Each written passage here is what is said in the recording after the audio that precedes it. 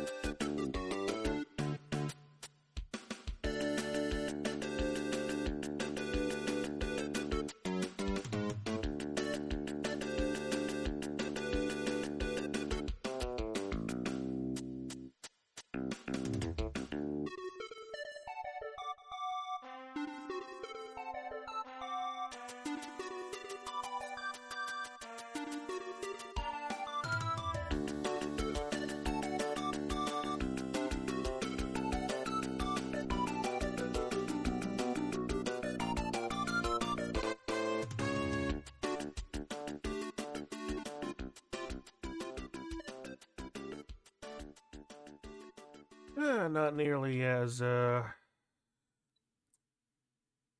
what's the word? Season unspecific as for music as the painting stream from the other day. Yep, that should have been. But, I'm not gonna worry over much about it. Okay, hello everybody. How's everybody looking for more Snoot Game? You want to hear me sing? Only if you sing tenor. Tenor? 10 or 11 miles away. All right, well, let's see. Well, they did it again. Here we Yeah, go. Whatever it was. It's a Subnautica, but much, much. Whoa, sorry to hear that, memes. Well, hope we can get you through this a little bit better. Oh, and thank you for the 2 months. Alright, so, let's see. Last time on Dragon Ball SCALIE. SCALIE Ball Z. Oh, that music is very low. Hang on.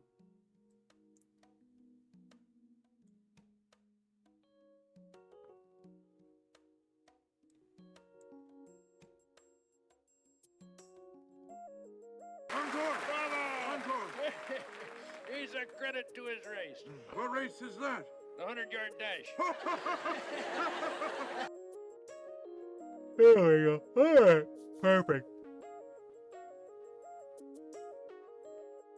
Ugh. I was gonna say this right at the top. I'm sorry if my energy's a little bit lower. I have basically just woken up, and I'm kind of getting the beginnings of a cold, so that's unfortunate, but we'll do our best to get through this, and we'll see how well we do. How's it going, Zio? How are you doing? You got some good heckles going already, so this should be a decent time.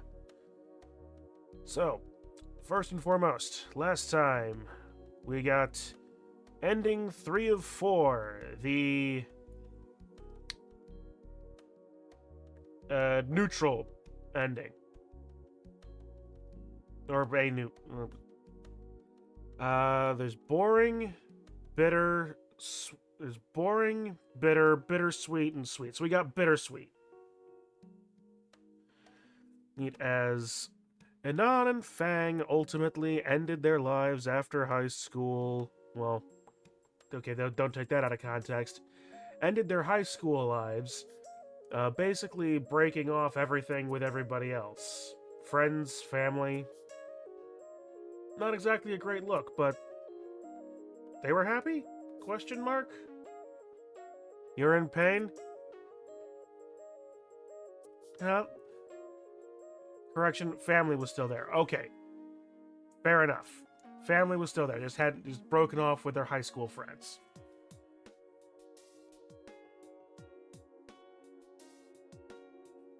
Urine and Zio's in pain. Well, maybe we could dull it with a different kind of pain, because we're going to be trying to go for the last 3 endings here. Suppose our hobbies and a lot of what made Fang Fang. Very true. Moral of the story is, don't base your entire personality on the opinions of one person, because Fang did that twice in her life and it didn't work out so well. Well, it worked out better the second time, but only because it was a slightly less narcissistic person. Only slightly, with how we apparently got it. Dwarf-induced depression. I take it your last Blood Bowl game went very poorly. Yeah, because Kitsu also had that same... Also came down with a hard case of that earlier, too. But she was also playing Amazons as well, so yeah. Oh. And that's my phone. Alright, well then. It was easy. Now let us deal with this. We start from the beginning again. Or where's the best place to start? Your next game is dwarves. Ah. Even worse. The anticipation. Beginning. Alright. Here we go again. How much of what can we skip and why can I see... There we go. Fix that. I have the score chart. Yes, it is open on my other monitor, right above my OBS. Fortunately, blocking only the things I don't care about, i.e. stream title. Anyway. The better news, the Strength 4 team is thriving. Great to hear. Can't wait to play that game in MMM. Alright, so let's see. So do all correct Fang choices, all wrong and on, use the skip feature, and it'll auto-stop when you hit dialogue that you haven't seen before. Cool. Alright, so we'll click auto.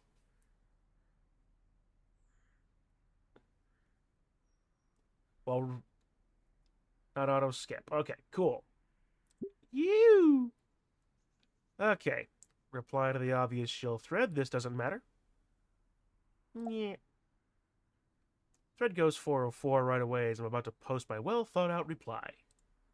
Better hide my phone before someone sees fit to take it from me. The only human around town, I think. It's the sounds that reach me first. Bro, it's been too long. It was only 3 weeks. I can break out the building now.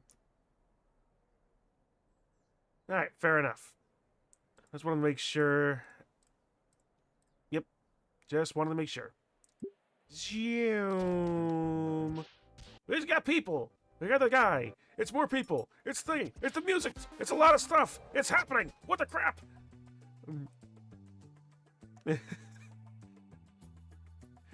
When you forget how much, you don't really realize how much it is you did between the things until you see it that way.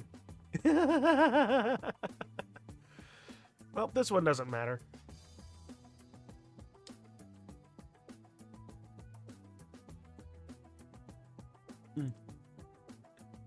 It is genuinely a good way to refresh your memory. Oh, I'm sure, because like all of that life just came rushing right back. Alright, well, let's see. I don't want to piss off the caveman. Probably best if I try and not make the principal pissed at me. Campus beautification sounds like slave labor, and my arms are strictly for shitposting and gaming. I try to recall the way that the Pomelo Prima Donna showed me the office. Another great name. I somehow found myself in the potato ranch at the back of school. Excuse me? Fuck, am I tired already? I think there may have been needed to be a comma in there. How the fuck did I end up here? Don't worry, man. It happens to new students all the time. What? Some pink raptor smelling of very heavily burnt grass surprises me. If you're looking for the office, you're gonna want to go that-a-way. Oh, thanks. Yeah, no problem, man. I'm about to go myself, but I forgot something in my locker. See ya. I almost feel like the music might be a little bit too high in my ears. He walks off down another hallway. I should follow the directions he gave me. Oh, wait. Was that the drummer from last night? Huh. As I near the office, I can feel a heavy tension suffusing the air. In front of the principal's office is Naomi and some other chick engaged in a heated conversation. Ah, yes. Heated. Come on, Naomi, there's no reason at all for you to keep us from selling merchandise at school. I'm very sorry, Trish, but we've already told you before that due to your friend's record, we can't allow you to sell on school grounds. 7 times, in fact. The purple one, Trish, throws up her hands in frustration. 6. This is the 7th. Go ahead and fill out a form if you really want to try again. I saw last time you just threw it in the trash without reading it. It was illegible, Trish. You should work on your handwriting a bit. I don't have time for this. I need to go track someone down. She stomps away, leaving Naomi to deflate a bit. That anything important? Sorry you had to see that, Anan. Oh, I didn't notice we were blocking the door from you. My apologies. The principal asked to see me early. I'm not really in any rush. Very commendable of you, though. Go right ahead on in. Sure, thanks. I opened the door to the cramped office, expecting to see a gruff cave of a workspace.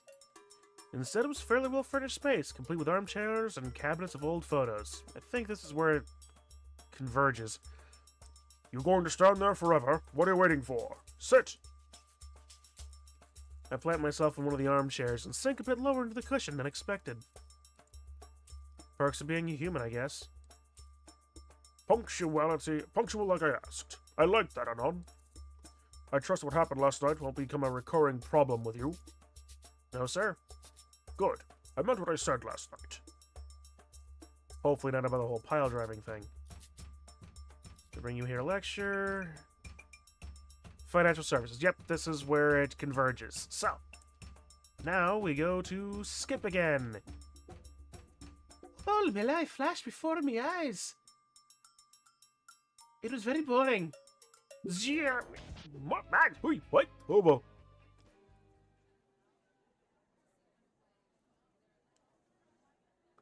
Why does it get this feeling that this is just like that movie Click? I don't even really like Adam Sandler movies, but yet I'll reference them.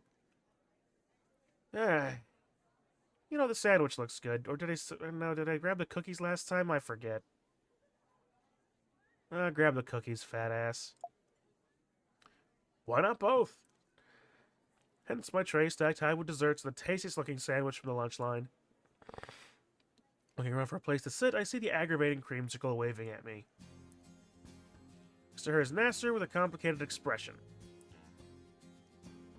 I brought them here so Fang has an audience. Shit.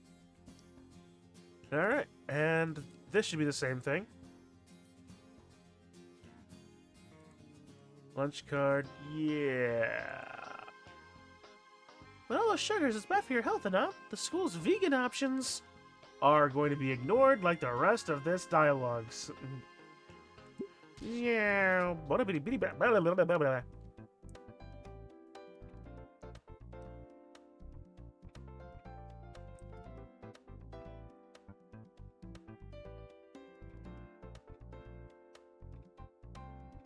Eh.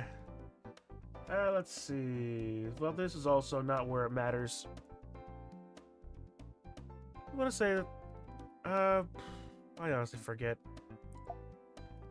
I don't know her that well. If it's something personal, Nasser can help her with it. I'm sorry, I've been a bit stressed lately, Anan. I've just been worried about Nasser recently. Something wrong with him? No, nothing's wrong.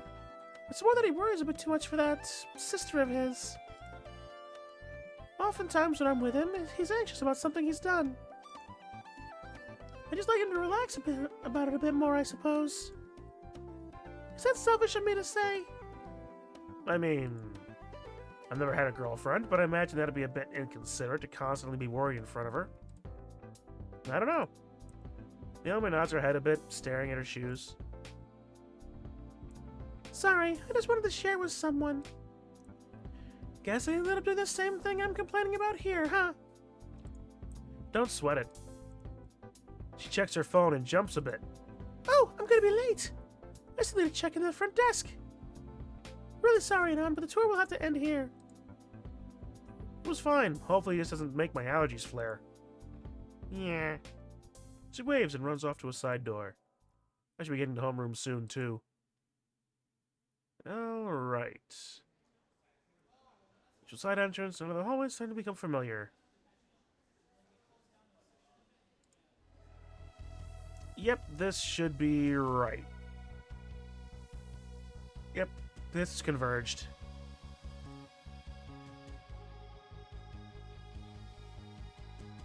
Alright, this is you talking. Opus Farnsworth.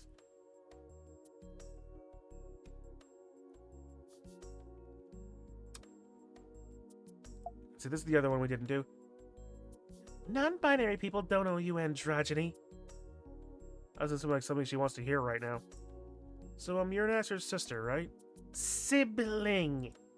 Right, sorry. It's a brief pause until Fang speaks up again. Yes, Nasser's my baby brother. Why do you ask? I was just curious. He's been helping me settle into the school. Of course he did. Guess we should keep out of my fucking business for 2 seconds. Sure. Actually, thinking about Nasser.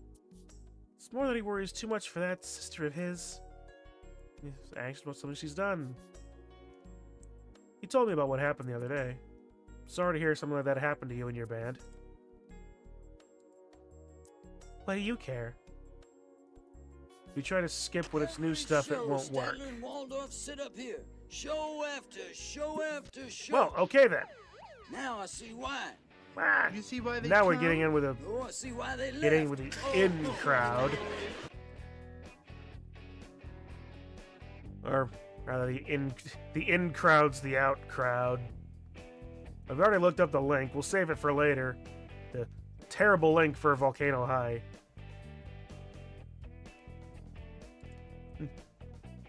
X-Rocks is better anyways. You see the whole lineup they had prepared for. Reed delves into his rant about console differences. I thought he was just an airhead, but I totally can't get a read on this guy. Zoom! The synchronization between the melody and sub-melody complements the reverb. Did that already. Let's try double tension on the G strings and see what that changes. Oh, it's apparently all 3 of them are... I figured all 3 of them were basically the same. I think I messed up. How could you tell? Yep. Bunch of new stuff. Another class, beating up Stella, and more stuff, and here. Okay, this is the first. Okay, this is the first one that matters. So if I'm going to go for, so if the idea is to do all the correct Fang choices first, and all the wrong Anon choices, from here I need to speak up.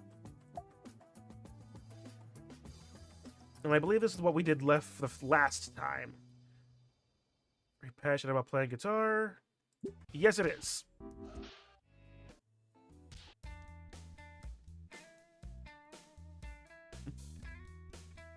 Anime openings and video game OST. Fang holds a hand up to her beak. Oh god, you're such a dweeb. Flash her my biggest shit-eating grin. At least I don't need a license to listen to it. Oh, love, didn't share me taste to get railed. You rallied on a bit rude, isn't it? Two of us banter with each other in increasingly strong British accents all the way to class. That one's at least was a short one.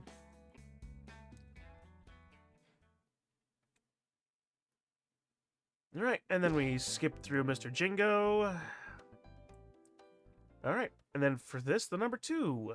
Ask Fang for help. I have the distinct impression I did this the same time too. Guess that's that. May as well get it over with. I slink out of my chair and go around to Fang's desk. She jumps in her chair. How'd you get... Don't scare me like that. Sorry. I look at her work and see she's only a quarter done. Fuck, I hope we have enough time. So, you seem to be capable of deciphering dead languages. What? Can you help me with this?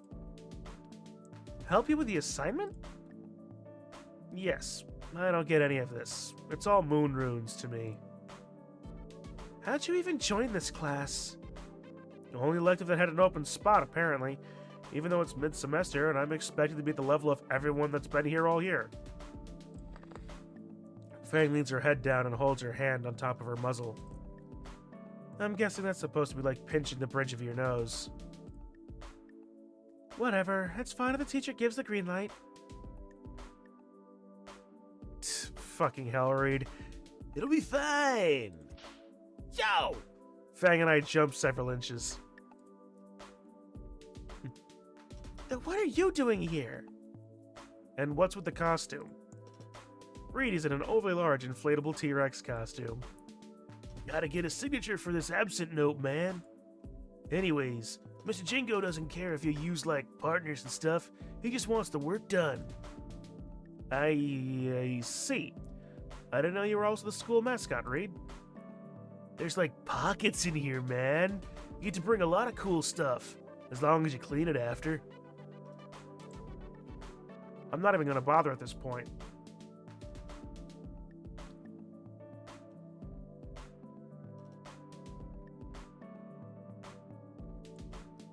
Thanks, Reed. Oh, thanks, Reed. It's all good, man. Reed gets up and goes to the teacher's desk in the corner of the room. I turn back to Fang expectantly. I'm not getting up. Get your crap and sit down already. Thanks.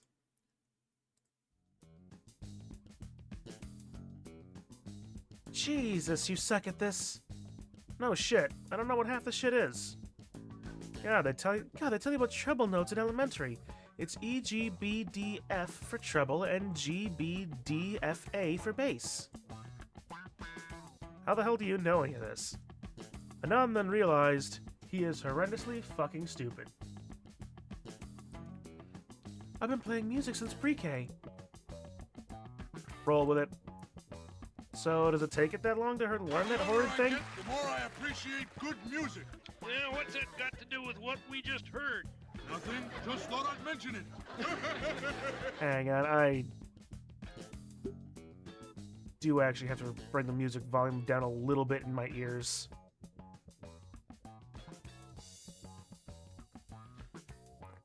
Alright. So, does it take that long to learn that horrid thing? I pointed the class's electric guitar. Nah, I started with piano, didn't get my first guitar till freshman year. Okay, so... Yep, I figured. I was just about to say, I'm skipping. And resuming! And apparently, the answer was look at the phone.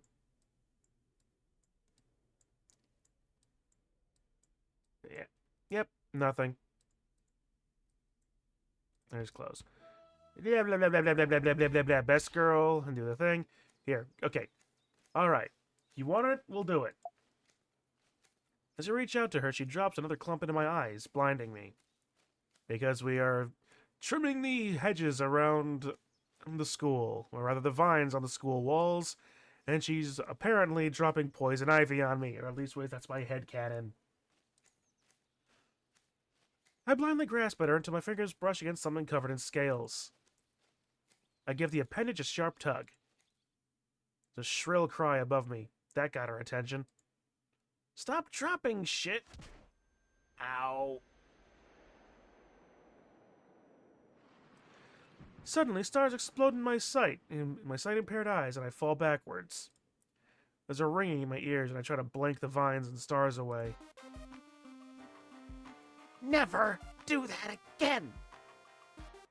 What the fuck did I... I just wanted to make sure that I'm not missing something. Skipping won't work in the middle of unseen. Okay, fine. Sure. Alright, so this is the first Anon choice, and the wrong one is joke.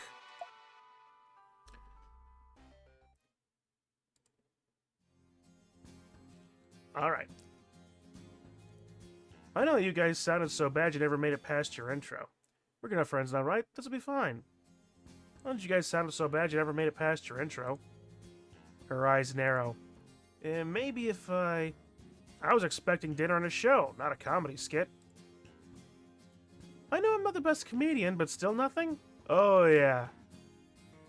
I love the thing on a JPEG. No, wait, I think I hear some cracking. Oh, that'd be your knuckles popping. Fang's face twists into a sneer and her hand slowly comes up into a fist. I may have overestimated my comedic talents. Or our friendship. Smack. My head snaps to the side, a burning sting radiating from my cheek. My foot catches on the pile of discarded gardening tools. The world spins and I land on my ass where we were weeding. At least something broke my fall. Wait, is this the flower bed? You fucking asshole! Fang storms off, shouldering past Rosa, who is stunned silent. Rosa isn't stunned for long, though, and suddenly an orange terror descends upon me like I set off some sort of alarm. Teto cabrón pelo! Quítate de ahí porque estas espadas las flores! And we're back to this. And get out of there! Get the fuck out of here!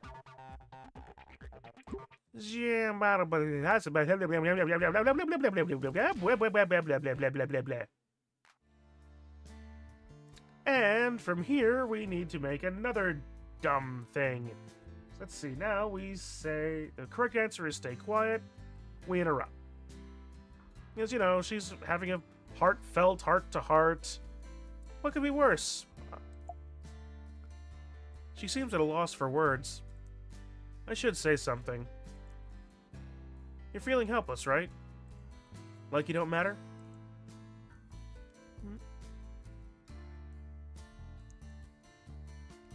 Fang looks at me with desperation. Yes. Well, shall we leave? Why should we leave now? The worst part's over. I mean, the worst part's over. We're only 4 questions in. How's it going, Kitsu? Here's what I think. Put my arm on Fang's shoulder. You're in a pretty bad spot right now. Self-improvement is hard. There's nothing to be gained without sacrifice, right? And Fang gives a slight nod. You need to step out from your comfort zone more often, even if you think there's no time. There's no harm in diversifying, right? Fang looks away from the coastline and to me. I don't know. Maybe you're right. You could also try harder to get along with Nasser. I guarantee there's not that much in the way between you two. You'll be there to support me, right? Sure. I don't know if I'm strong enough to do all that. I believe you can be. Your sleep was good? Good to hear. Being weak is nothing to be ashamed of. Staying weak is. You don't have to do it alone. Fang embraces me tight. Thank you. We sit in silence for a few minutes.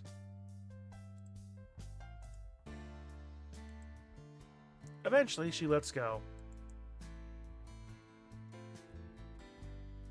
Fang's breathing is evening out, and she looks far more composed now.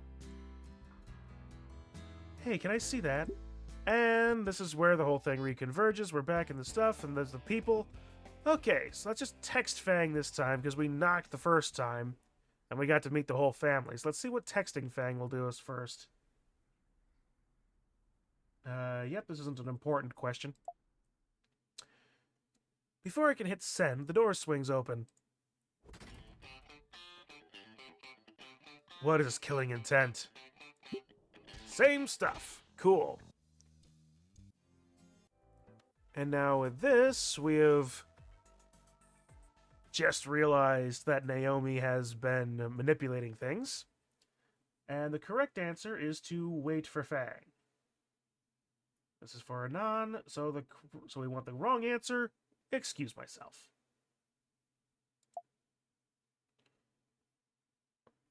I need to get away from here fast. And since we've already seen all this, it's him! At least it's a novelty. Fuck it, fine. I slap down the money on Reed's maybe family's booth. Yeah. And more of this with Mo, arguably one of the best characters in the game, and all of this happens. We have a heart-to-heart with Nasser, and then all of this. Okay.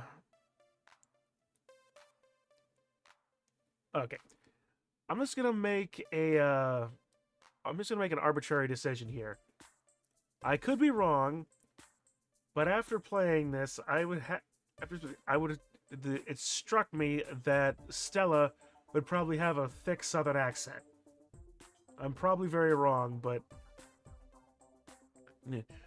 Wait, you like anime too, don't you? Valley Girl. Okay, that's right. Wait, you like anime too? You like anime too? Fandom makes her French. Okay. Play it cool, no need to reveal your power level. And this is not an important one.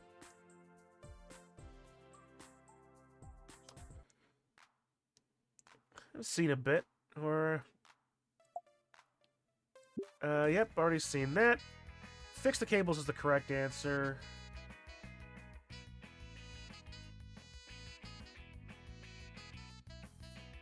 No, wait, no.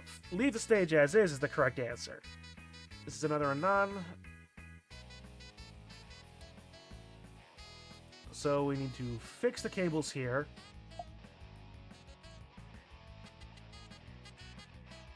Like a fire hazard or something, I think. Wait, I'll just put them all in one of Mo's surge protectors.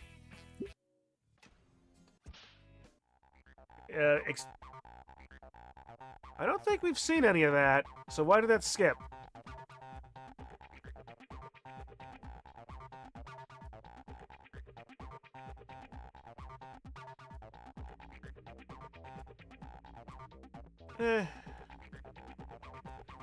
I'll just trust memes anyway.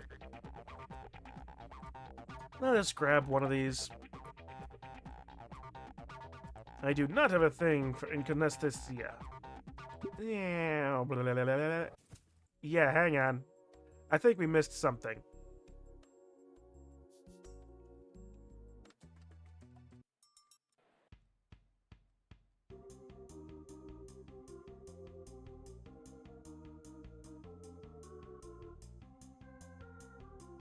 Why can't...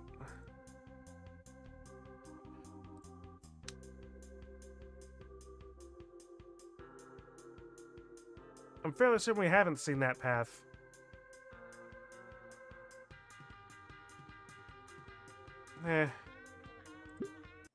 Whatever. We've all seen this.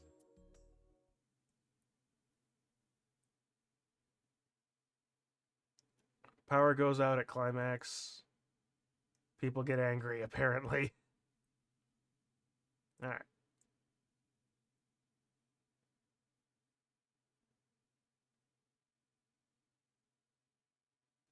Still goes well, but the whole should have trusted me in on. Okay. Did I miss the Ask Fang question before Stay Quiet? Oh, wait a minute. I think I fucked this up.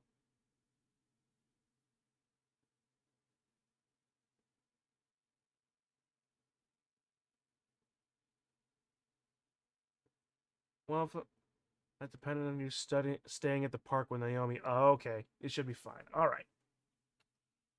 I guess if we start at 1 then. So you only get 4 questions. All right. Anywho, should be fine. All right. So anyway, so if this is for the Fang score, we need to play the guitar. What the hell? There, why not? I take the guitar from her hand and put the strap on, letting its weight hang over my shoulder. Fang hands me the pick, and I aimlessly strum the guitar, the mess of a noise sounding a far cry from her elegant playing. Well, I tried. Oh, here, like this. Fang grabs another guitar and motions me to copy her hand movements. I try to mimic her hands on the fretboard, but it feels like my fingers are twisting into pretzels. It really does. Kind of a similar thing when you're playing the banjo, but it's a very different bunch of hand motions. Plus, you only have to deal with 4 strings normally with that. Not like that. Your hand's gonna get cramped as fuck like that. And it certainly does. Fang sets her guitar down on a stand and comes over to me. Holy fuck, no wonder you sound like a horny cougar. Wait, like the cat or... Here, like this. Her hand covers mine as she tries to readjust the position of it. No, like... Stop fighting back. Ow, hey! Quite the ow! Oh my fuck, Anon, just relax your hand. I would if I could, but the goddamned alarms weren't freaking me out. I would if I could, but the goddamned alarms weren't freaking my... If the goddamned... Good... If, not the. If the goddamned alarms weren't freaking me out. But anyway, you know, not gonna worry about grammar over much. It does make me trip every time, though. Hold on. What? Fang walks behind me. Don't turn around. Why? She's standing right behind me. She's standing right the fuck behind me. Her body presses against my back and her arms come around, each of her hands taking my own and guiding them into the proper position.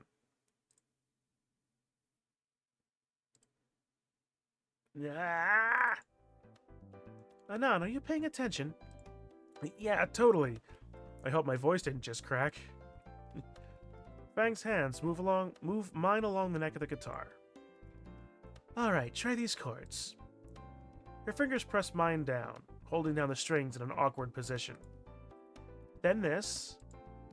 My hands are slid down closer to the base of the neck and too close to my crotch. And then finally this. My fingers are shifted back up to the middle of the fretboard. Try that out, Anon. Fang lets go of my sweaty hands. She doesn't move from behind me, though. I try and replicate the movements. The first strum sounds not bad. The second note is horrendous. I blame my pants. And the last chord comes out all rightish. Now do it all together. I repeat the pattern and it comes out all sounding all rightish. Again. Oh hey, that didn't sound too bad now. You're getting it now. Am I? I have no clue what these chords are. I keep strumming, each time progressively sounding better and better. Now try playing chords of your own. My own? I thought you were showing me how to play a song. I'm teaching you how to play guitar, you dork. I reposition my fingers and try something new, producing several more horrid sounds from the instrument. My pinky slides off the fretboard when I strum again, and when I strum again, a strange look appears in Fang's eyes. Let's see. Try keep it simple, I guess. Like, interesting. Keep going. Well, let's.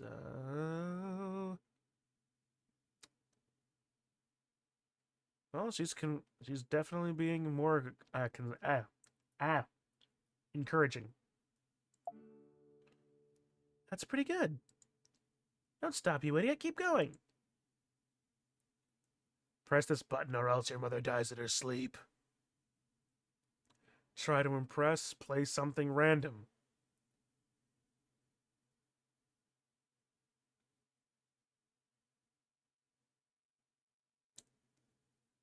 You really kind of have to, don't you?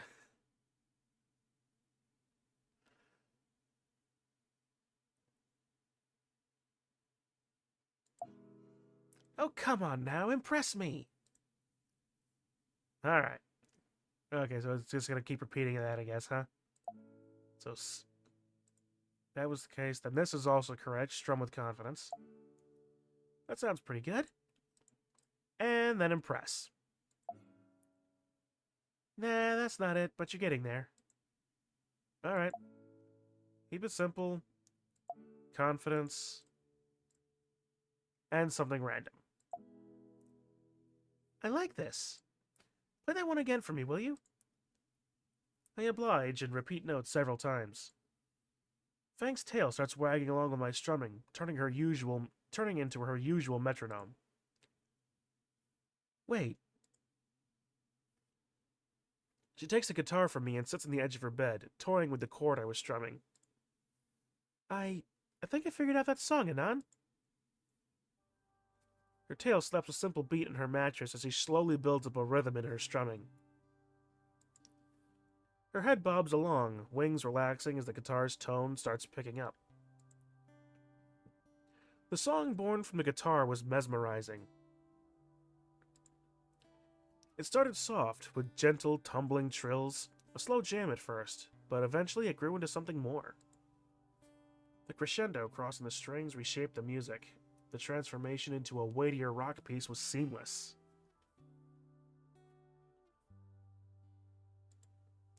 More than just fingers and a pick, it was as if Fang put her entire life's effort into this. Thinking back, she must have made countless songs like this, most of them never heard by anyone and left forgotten. She soon started to hum with the songs she was playing, harmony and melancholy blending with the melody. As Fang poured her very being into that instrument in her hands, it dawned on me what this was. A lyricless ballad. An instrumental aria. Well, an aria is a very specific piece of music, but yeah, you get the point. Musical notes that bore the weight of words she couldn't define. All of which sounded beautiful, melding together into a harsh yet intoxicating piece of dissonant serenity. Yeah, this show is good for what ails me. Yeah? Well, what ails you? Insomnia. Eventually, she started to diminuendo, the fading softness of strings and the harshness in her humming as she slowly laid the guitar to rest. The music had stopped, but her own emotions wore on. Fang sat there, looking down at her guitar, realizing she showed me something she had never shown anyone before. Fang bit back tears, fighting the sob that threatened to spill from her. She sets her guitar down and slouches, rubbing her eyes and trying to repress her inner turmoil. Instinct pushes me to my feet, carrying me forward to the vulnerable girl sat on plush duvet. All that matters is her. The part of me that felt scared at that thought, that wanted to remain isolated in my comfort zone, that wanted to pretend that no one else mattered. That part was ejected. Forcibly. Fang gasps as I wrap my arms around her. Anon. The frailty in her voice makes my heart ache. The song was amazing, Fang. It truly was, because it was her. Her heart and soul were carried within it, her very being. My heartfelt words reached her. What? Wake me when the show starts. It's already been on a while. Wake me when it's over. Man, it has been 45 minutes. The dam burst. She felt like a porcelain doll in my arms. Tears of sorrow and relief stained my shirt and wet my chest. Thank you, thank you, thank you. Unlike the rooftop, Fang's voice was a weak mumble, broken by hiccups and uneasy breaths. My embrace is soft as I cradle her, soothing her with slow rocking. We stayed like this, my arms calming the fragile and spent girl. I have no clue how long it lasts, but Fang is able to compose herself with time. I let her move away, choosing to sit next to her on the soft mattress. Her eyes are puffy and red, and once again her makeup has left tracks of orange and black on her cheeks. And once again she shares with me that smile. But this time I can tell exactly what that soft expression means. Relief. God, Anon, that's twice now. My bad. How are you feeling? I don't know. She looks down at the guitar she set aside. I lean over her lap, carefully taking the instrument by its neck and bringing it to my lap. Can you teach me? Well, what? The song. Can you teach it to me? She looks at the guitar and then me. Her surprise slowly turns to happiness. Sure I can. Hold up a second. She stands from the bed and goes for another one of her guitars. Along the way, she grabs a shirt off the floor, using it to wipe her face. When she comes back, Fang sits closer than before, our shoulders together. So, for the opener. After what feels like hours of back and forth to learn guitar, my arms feel like they're about to fall off. Fang is an unexpectedly patient music teacher. She ends up correcting the same mistakes I make over and over with little more than dweeb. I ended up calling it quits halfway through the 20th practice song. By that point, my acoustic screeching turned into something that resembles actual music. You're no Stego Slash, but not half bad for one lesson. I'll take it. I fucking suck creatively. Do you? You made that railgun way back when. Ah, that was just something I read online. Still managed to make it. Yeah, but that had, like, instructions and shit. Anything that needs imagination, and it's like I'm an epileptic with Down syndrome. What about your wordplay? Not telling her about my shitposting needs. That's the best I can do, I guess. Fang's fingers trace along the strings of her waiting guitar. How about a jam session? Jam session? Not that kind of jam session. Fuck. So, what's the whole pirate princess thing about? She doesn't have a candle, so I'll be fine. A guitar pick bounces off my eye. Yeah. I told you not to mention that. I know. Sorry, jeez. But really, though, what was the deal with that? It's just something that I did sometimes. What, play pretend? All kids do that. Yeah, but I mean, this was a bit different. When I pretended, the world seemed so much better. So I'd end up doing it for months at a time. Years, even. But that's all over now? Yeah. Just embarrassing memories. Sometimes I do miss it, though. Being someone new, trying to figure everything out again. Fang wasn't Fang. Anyway, go ahead and just try playing. She reaches over and plucks a string on the guitar I'm holding. Just whatever comes to mind? Yeah, just try and play whatever. And then, all hell broke loose. What the hell are you doing here, Anon? Yep, that's me. You're probably wondering how I got in this situation. Well, you see, it all started with me here, in the girl I like's room. I was learning to play guitar, maybe even getting a little good at it. Then right out of nowhere, I tell you, the scariest motherfucker I've ever seen in my life shows up. Yep, you guessed it. It's the lady's dad. No warning or anything. And he brought his murder weapon. My life flashes before me, and my first thought is, God, my life sucks. The fang bits were pretty cool, I guess.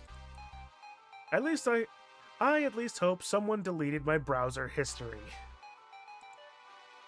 Anyway, back to the show.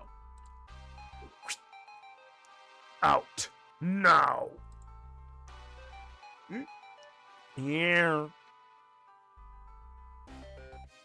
I'm now imagining this being like a Fresh Prince of Bel-Air situation.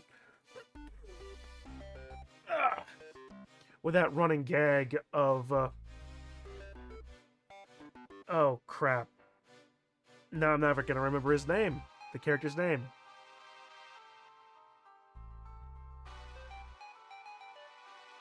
Will Smith's uncle throwing anyway. I'm trying to remember the name now. It's like Will Smith's uncle throwing out the high school friend.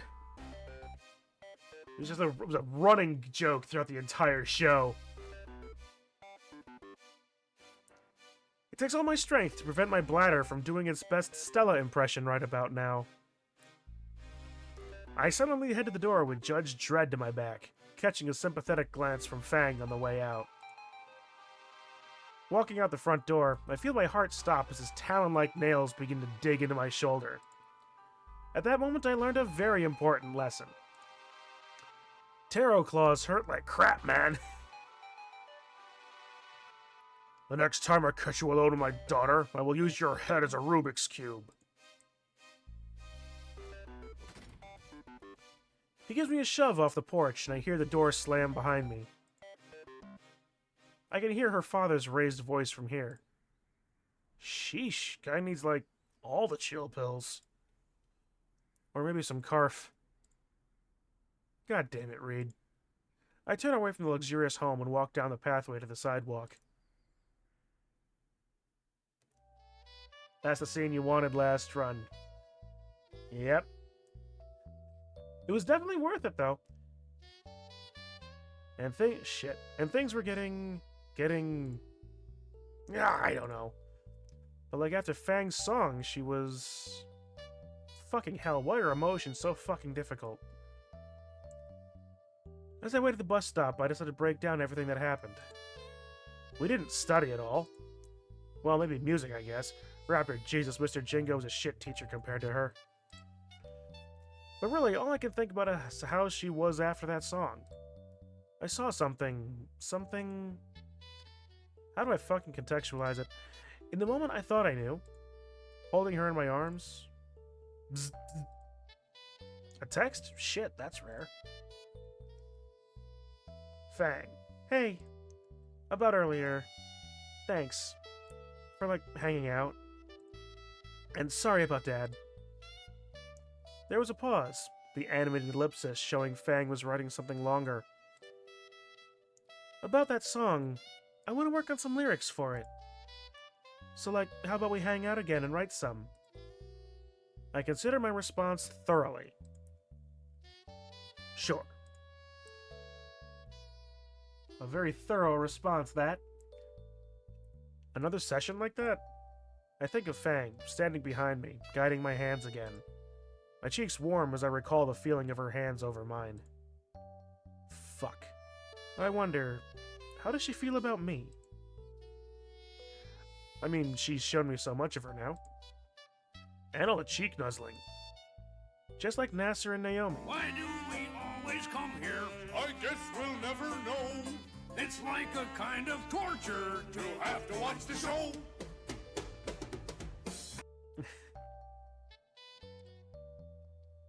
Maybe?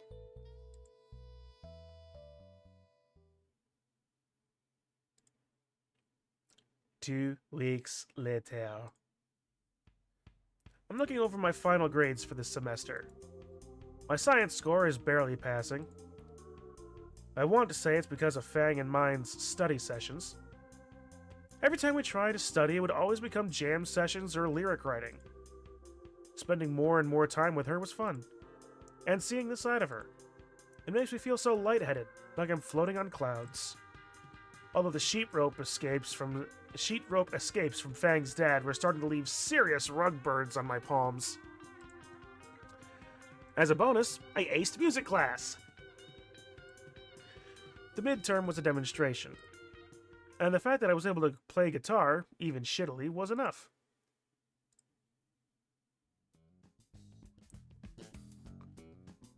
End of midterms means the start of the new quarter. Okay, and this is where we have converged again. So, zoom! Oh, it's the incident.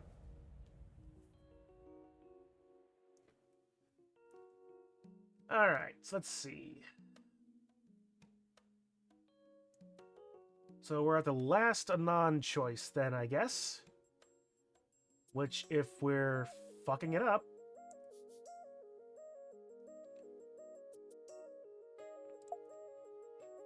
Trish can still burn in hell for all I care. And then we skip through this. And let's see. If I'm reading this correct, it doesn't matter which one of these two, either this one or the next one I choose wrong on, it's going to be the same thing, right? Yeah. Alright. No. I've got nothing. Ignore Trish, though, for new scene. Fair enough. Spear sighs as he expected me to add something more. What was I supposed to say? Forgive her and act like nothing happened? Well, Anon, I can't really say I blame you after all of that. Trish remains silent, her eyes locked on the floor. You can go home for the day if you need to. Right before I clamp my hand on the doorknob, Spears speaks up. Oh, and Anon, don't think I didn't notice. Uh-oh. I slowly turn back to him. Your waifu is trash and your taste is shit. My door is always open so I can share some quality anime. What? I open the door to see Fang again, expression complex, leaning against the door's frame. Reed has taken my place beside her with a comforting arm around her shoulder. If this was any other situation, I might have felt a bit jealous. Hey, a heavy sigh escapes my lips. Hey, doing okay, bro? I'd frankly just like to disappear right now. I think I'll just go home. I can ditch if you need to come with. Fang looks at the door to Spear's room for a bit, then back to me. Trish is probably having to call her parents right now. Fang must have heard everything in the office. Sure, let's get out of here. Reed lets out another heavy sigh. Gonna stick around, try and talk with Trish and all. Reed, I'm taking a break from the band. Reed's expression shifts to one of sadness and shock. I just need time to think, alright? Like, you know that'll crush Trish. But I can't really stop you if you think it's right, dude. Taking a breather and all. Thanks, Reed.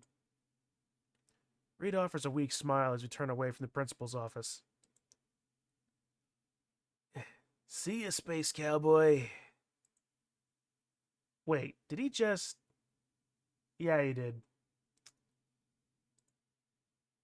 God damn it, Reed.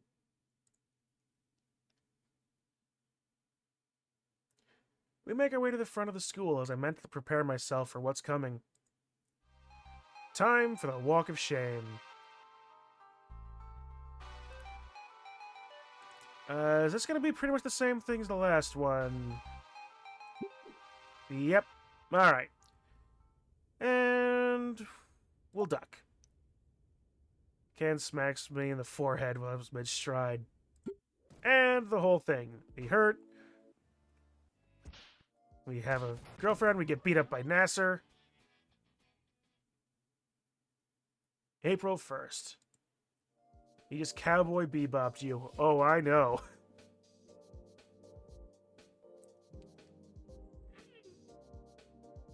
Okay, man, I really should see a chiropractor or a massage. Fang and I have been together for a month now.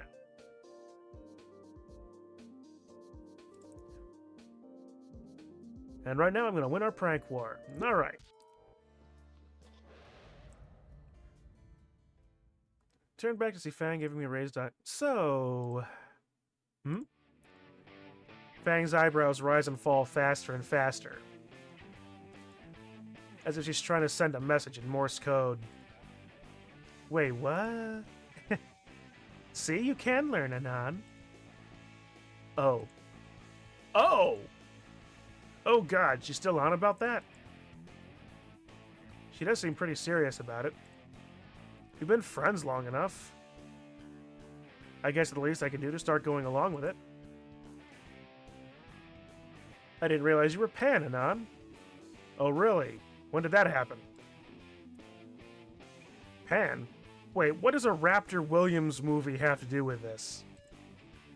No, dummy, you're pansexual. I'm sorry, what? You're Pan. I'm really not. That means you're willing to date people regardless of identity. Do I come off as that desperate? I'm an NB. You recognize me. We're dating. Therefore, you are Pan. Fang deserves a gold medal at that mental gymnastic Olympics. Even the French would give that routine a 10 out of 10. The joke is actually the Russian judge, but sure. Anyways. Mumbling again. Prom. You, actually wanna... You actually, go? Together? Ugh, which is worse, the panty stuff or prom? Nah.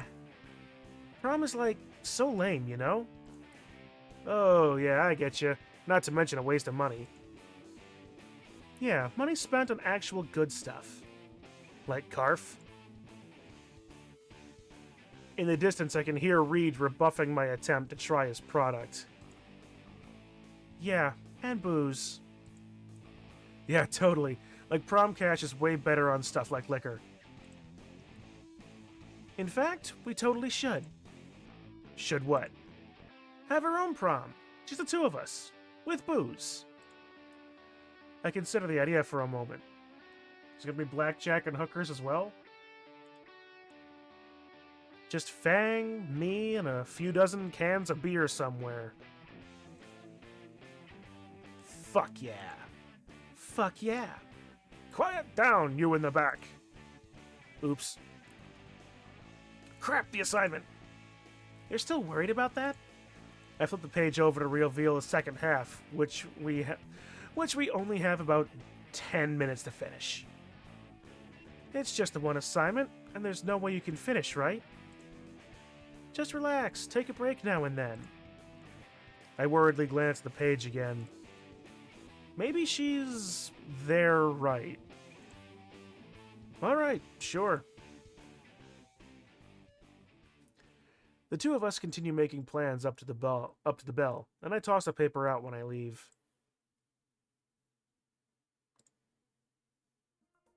Can definitely see a different direction on this one. The Saturday after next, I'm laying in bed, scrolling through various feeds of worthless information.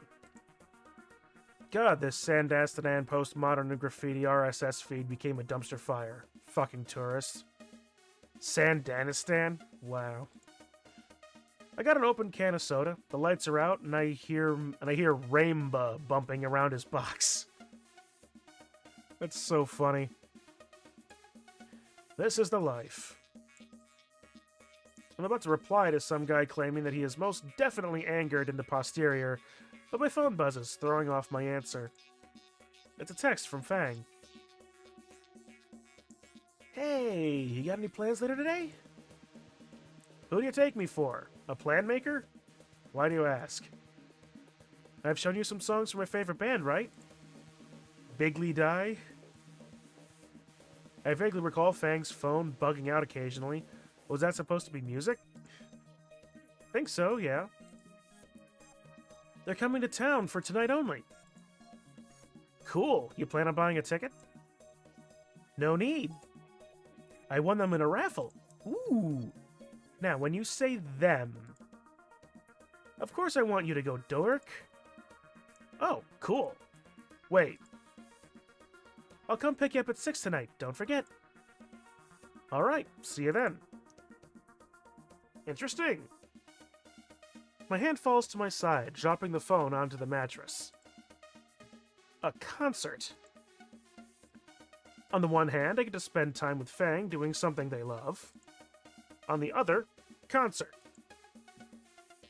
Who am I kidding? Of course I'm going. I should go run and buy some earplugs just in case. Good call.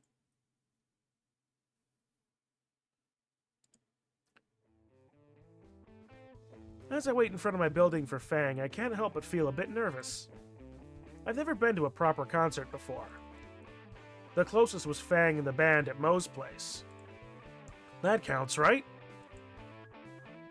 Before I can continue that thought, I spot the NASCAR speeding towards me. I feel myself cringe a bit for even thinking of that name. I move to the back before the car comes to a complete stop and open the door. Fang sitting on the other side. Get in, dweeb. I can tell Master is a bit nervous driving this part of town with how he's constantly looking around the car. The door barely shuts when he speeds away from my apartment building and back towards civilization. So, Anon. Yeah? That's where you live? Essentially asking, are you that poor? Nah, I just sleep there, keep all my stuff there, and hang out there most of the time. That elicited a laugh from Fang and a confused look from Nasser. Can't win them all, I guess. So, this band. Bigly Die. Bigly Die, where are they playing at? Some club on the other side of town called the Lava Lamp.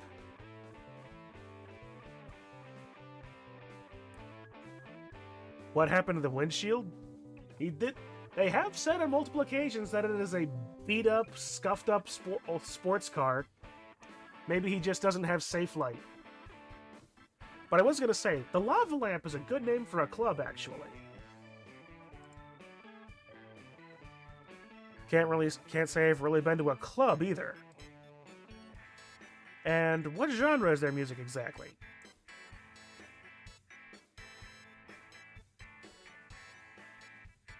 Oh god, I just had a feeling of me explaining the specific genre style of Blood Bowl to someone. Post-extreme, neo-indie, experimental, hardcore, mathcore, grindcore, industrial heavy punk metal band. That's highly specific.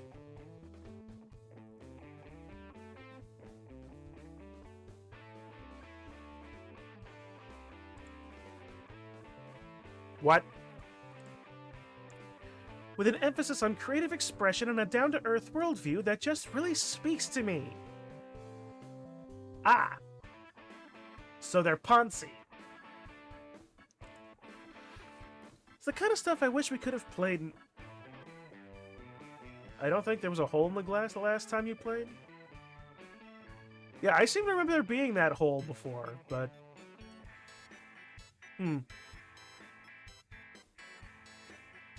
Anyway, it's the kind of stuff I wish we could have played in our band, but Trish never thought it was marketable enough.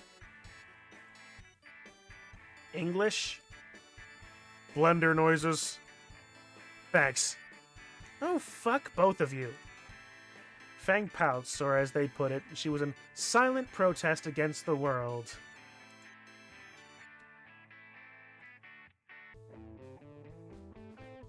You said 2 was the boring, bland one, right? Really, the way Fang crossed their arms and pointedly looked away from the two of us made me chuckle at the cute, angry act. So ending 1 is... Okay. So this is better then. Alright, okay, that's right. We're going in... That's right, we were going in, like, directions of, from worst to best, I guess, then. I know we mentioned that, but I'm just mildly losing my mind with some of the numbering things every now and then. But anyway. So yeah. Go from bitter to boring to sweet. That's right. That's how we were going to do it. So, genre word salad aside, they sound pretty big. Not really. They're pretty underground, honestly. Fang passes my ticket over so I can see. Oh, wow. The venue can hold double what Moe's could. Does that make it a big venue? Trish said Moe's was small. The place shouldn't be too packed. I know you don't exactly like crowds, Anon. Aw, she does care. When we get there, Nasser stops me before I get out. You need earplugs, bro? Oh, I brought my own actually, but thanks. Bunch of pansies, both of you. Well, it's definitely got that punk vibe. Nasser smiles again and drives off, leaving Fang and I in front of the building. The place is a warehouse shed 3 stories tall, with graffiti staining nearly every inch of it. It's really quite impressive that you can get someone is dedicated enough to the craft to get that high up. I've always wondered how people get up there. My thoughts exactly, Anon. Already I can hear the bass rattling my eardrums. A man by the entrance checks our tickets and lets us pass. This place must be pretty nice if they have to use a bouncer. Oh yeah, the band makes plenty. They can afford some neat stuff like that. You know, there's either 2 places that really require bouncers. Nice places and really shitty places.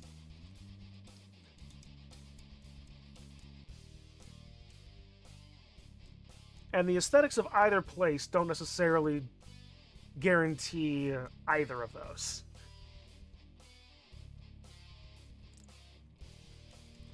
Painted signs in the lobby point to a stairwell leading down into the basement. When you said they were underground, you weren't kidding. The temperature rises a good 20 degrees on the trip down. Jeez, do they have a furnace going on down here? Concerts are usually hot, Anon. Didn't I tell you to bring a water bottle or something? No. Oops. Well, there was a water fountain back up in the lobby. Not sure if you want to actually drink from it, though, unless you have a lead stomach lining. I'll keep that in mind. The music's starting to sound like a gaggle of pissed-off cats being dropped into lawnmower blades, so I pop in the earplugs I got earlier. I was starting to hear animalistic chanting combined with the arrhythmic bashing of drums and what could only be described as the unholy fusion of squealing feedback and an unmaintained generator running on overdrive. I think the problem would be that he would have a lead stomach lining after drinking from it. Hang on. Yes.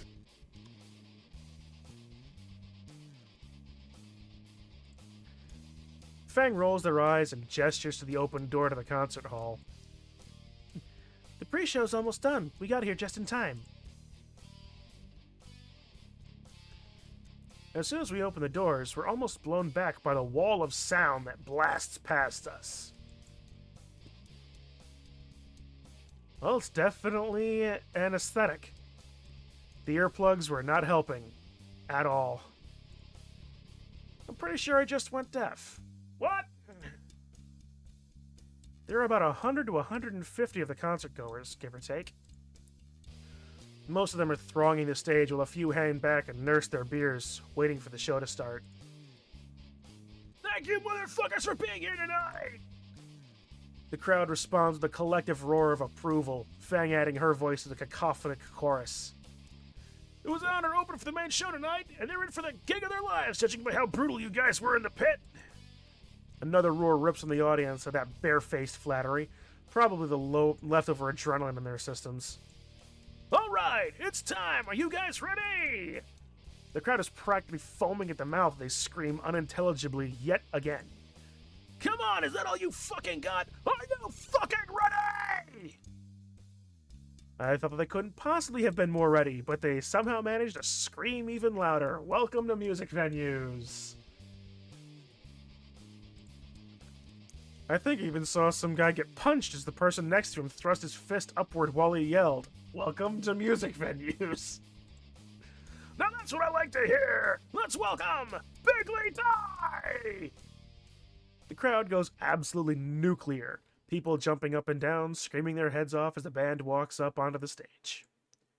Without another word, they launch right into their opening song. Oh, please, please tell me it's another overly long polysyllabic, possibly even parenthesized song title. Or it's just labeled J.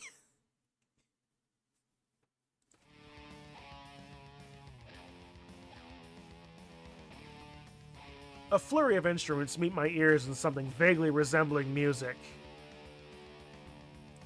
I still don't quite understand the appeal, but the energy of the moment is getting to me.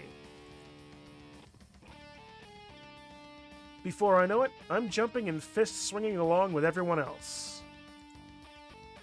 Fang sees me join in, and their beaming smile intensifies. Soon enough, I'm elbow deep in the pit, screaming as wildly as the crowd. Then a stray elbow clocks me out early. Well, at least I don't have to listen to the music anymore. Ugh. Gah. Fuck, piss cunt shit. How the fuck are you so heavy? What? Someone's dragging me. Oh, you're back. Fang lets me down on my back and I sit up straight. We're back in the lobby in the building, only it's a lot quieter than when we first arrived. Ugh. A dull pain rings through my head. Are you alright? What happened? No idea. After the show, I just found you laying on the ground. Oh, well, thanks for the concern. You're pretty lucky no one jumped on you. Everyone's got good old steel toes. I was out the rest of the show? That's the concert experience, right? Not normally, no. Isn't it great? It certainly is a different experience, yeah. Ah, my head. Yeah, you're gonna want a rag or something. Your lip's pretty busted.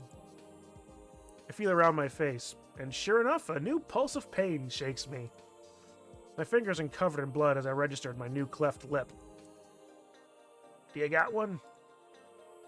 No, sorry. I bunch up the front of my shirt and hold it to my mouth.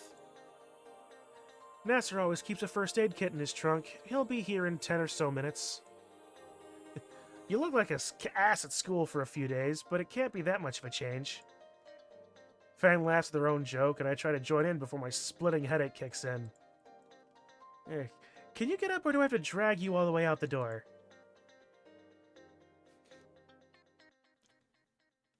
My legs are a bit wobbly, but I manage to stand up with some assistance from Fang. I'm getting the distinct impression that this is going to end up ending a lot like Grease.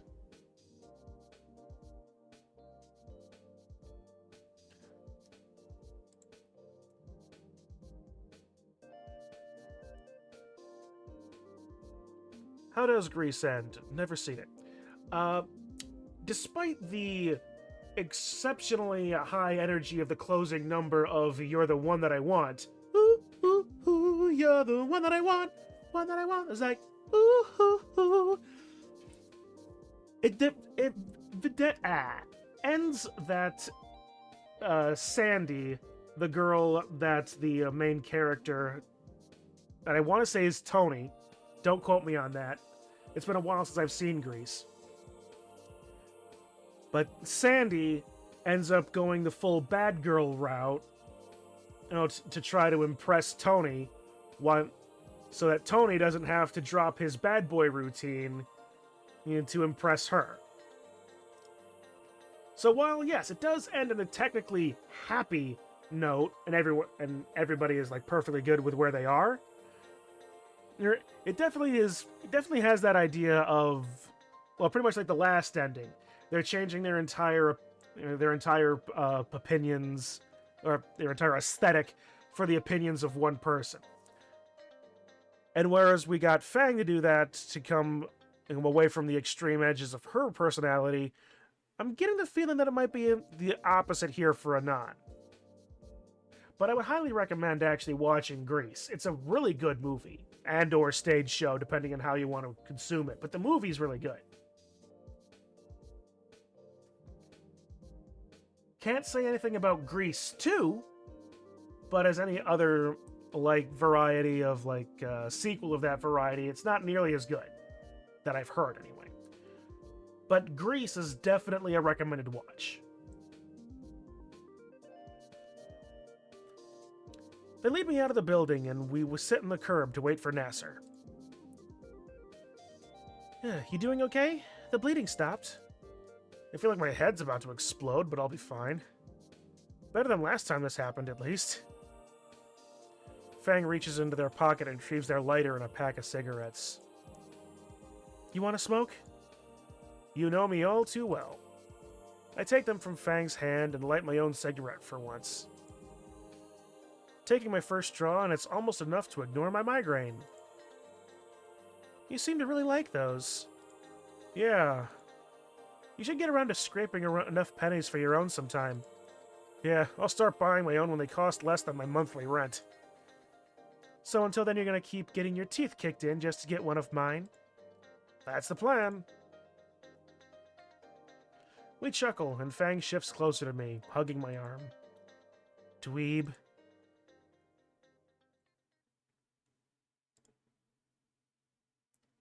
One month later. It's prom night. The night Fang and I set aside for our own little party. Yeah, and there's a high slit-key pow Naomi. When I arrive at Fang's place, I see the pomegranate parasite waiting outside the front door. Great. And dear God, how can she move in that dress? Like I said before, very freely. The top half looks like it's been shrink-wrapped to her body. And I'm 100% certain there's nothing beneath the bottom half. Oh, I already knocked, Anon. Nasser will be out in a moment to invite us in. I'm pretty sure Fang will be getting ready, too. You, don't seem very dressed for prom. Not going. But you and Fang just make the cutest couple. You could have signed up for prom king and queen. Nah, she said something about the fascist, sexist monarchy system. Well, Nasser and I have entered, and we're gonna be prom royalty. Oh, I cannot wait to wear that beautiful tiara. I picked it out and everything in the crown for Nasser. I've already tuned her out. Nasser opens the door. Yep. Well, if that isn't the fanciest jacket I've seen in a while. It's certainly the background of Avatar he always wears. Sorry to keep you waiting, Naomi. This thing is a nightmare to get over my wings. Oh, Anon, come on in. Oh, fuck, I gave him the wrong voice. Oh, Anon, come on in. Didn't know you were already here. He waves to the two of us to enter, pecking Naomi on the cheek when she passes.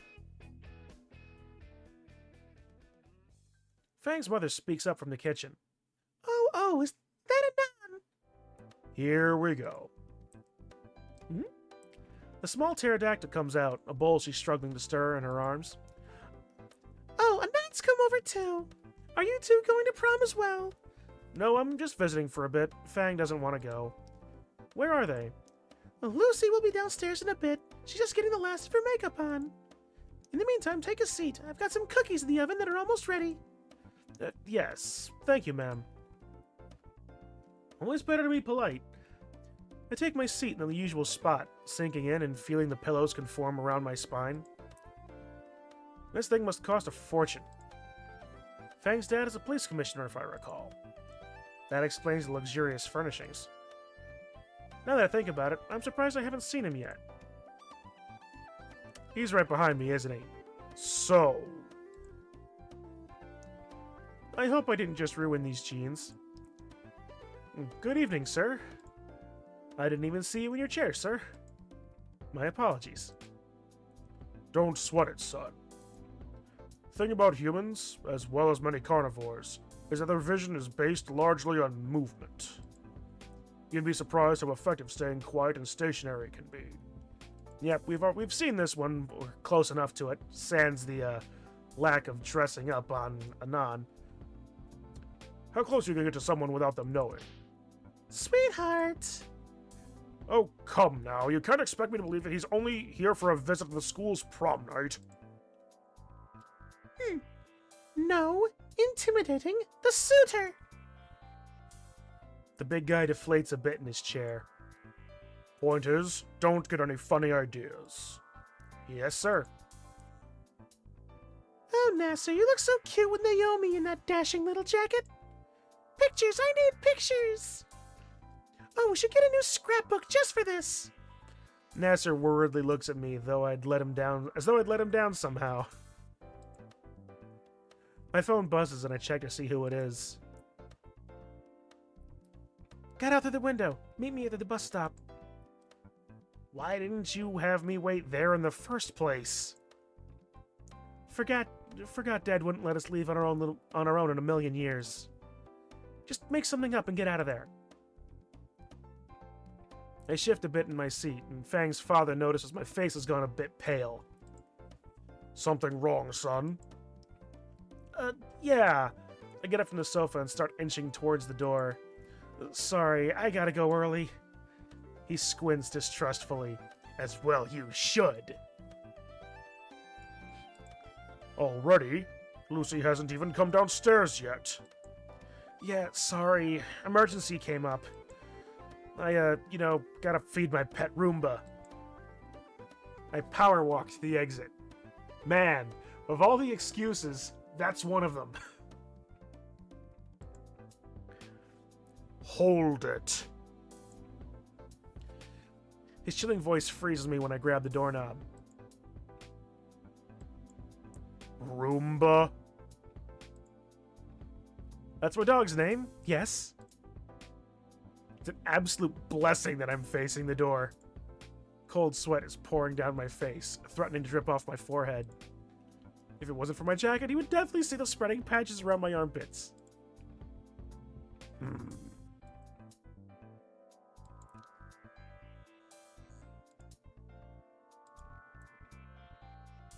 Sorry to keep you then. Safe trip home. Yes, thank you, goodbye. Thank you too, goodbye. The door slams behind me and I make record time out of the block. My calves are on fire, but I only care about getting as far away as possible. Fang is sitting on the bench by the bus stop. They jump when they see me. Jeez, Anon, you look terrible. Yeah, I don't feel great. I take a moment to catch my breath. Don't put me that close to death again, please. Sorry, I forgot. I hate him so much sometimes. You gonna be okay? Yeah, I'm fine. Are we taking the bus to the beach? I've called up a taxi. It'll be here any minute. I noticed they got a backpack with them. The beer in there? Loads. Also some fireworks. Rad. I sit next to Fang on the bench to wait. 3 minutes and 27 seconds later. The taxi comes barreling down the street, drifting into a turn and coming to a graceful stop in front of Fang and I. The window rolls down. It's the same driver from before, Mr. the Monarch. Yep, still got it. The driver turns his head and looks over at us. Hey, it's my favorite couple again. How's the leg, Skinny? The driver chuckles as his own remark. I briefly consider calling a different cab, but decide to give him the benefit of the doubt. It's fine now, thanks for asking. I open the door for Fang and we both climb in the back. Where am I taking you? Take us to the beach. Sounds romantic. Anywhere in particular you got in mind? I throw a look at Fang, not really having anywhere in mind. Just anywhere, I guess. I think I know just the spot. And it's a scenic route, too, so it works out for everyone. He peels out from the street to whichever beach he's taking us. Fang locks their hand in my own and rests her head on my shoulder during the silent drive. In the rearview mirror, the driver makes eye contact with me. The bottom of his eye curls, and I know exactly what he's thinking. His hand darts to the radio knob. Don't! The way I dance with you! Fang throws their head back in disgust. Man, you hate getting tips, don't you? I get something much better, take my word for it. 2 songs and 30 red lights later, we reach wherever it was he took us. Wow, he did 30 red lights in an average of 7 minutes? How densely populated is this town? Here we are, best point at the beach. $27.80. I pay the toll in crumpled 5s, 1s, and exact change. Oh yeah, Skin Row, that's right. Anywho, have fun, you two. We climb out the back of the cab, and the driver gives me a wink before the taxi screeches away in a cloud of sand and carbon monoxide. We have to be the only 2 who ever ride in that thing. Now it's just us, alone. I take Fang by the hand. We make our way down to the beach. $5 says she forgot a backpack. There isn't a single other person in sight. Perfect. I have no clue what the fuck I'm doing right now. How about we find a spot to sit then? Yeah, sounds like a plan. This show brought a tear to my eye. Really? Yeah, I'm sitting on a tack. The waves have receded far back, letting us walk along the soft sand more easily. After some time, we find some kind of hidden shoal, only now revealed thanks to low tide. This looks like a good place. Fang drops a backpack in the sand and promptly unzips it, retrieving 2 beer cans from inside. I take one from their extended hand and pull the tab open. To all those fucking losers who went to prom. I take a sip and my face immediately contorts. It's been a while since I've drank this shit. Meanwhile, Fang chugs half of their can and laughs at me. Oh, come on, Anon, don't tell me you're a lightweight. Fang wants to go? Let's go. No, fuck you. I grab a fresh can and wrap my pocket knife in the bottom, raising the hold of my mouth as I pull the tab. Woohoo! I finish the can and look up to see that Fang now has a firework in their hand. This can only end in tears. We'll be laughing about it, but we'll not be for very long. They plant it a few feet away and light the fuse way too close to the base. It zips off seconds later and explodes in a red burst after a few moments. Oh, hell yeah. This is way better than prom. What do you think they're doing there anyways? Who cares? Naomi got her stupid crown and is probably sucking Nasser's dick in the locker room or something. To be fair, that's specific. Fang sighs as I take another can from their bag and crack it open.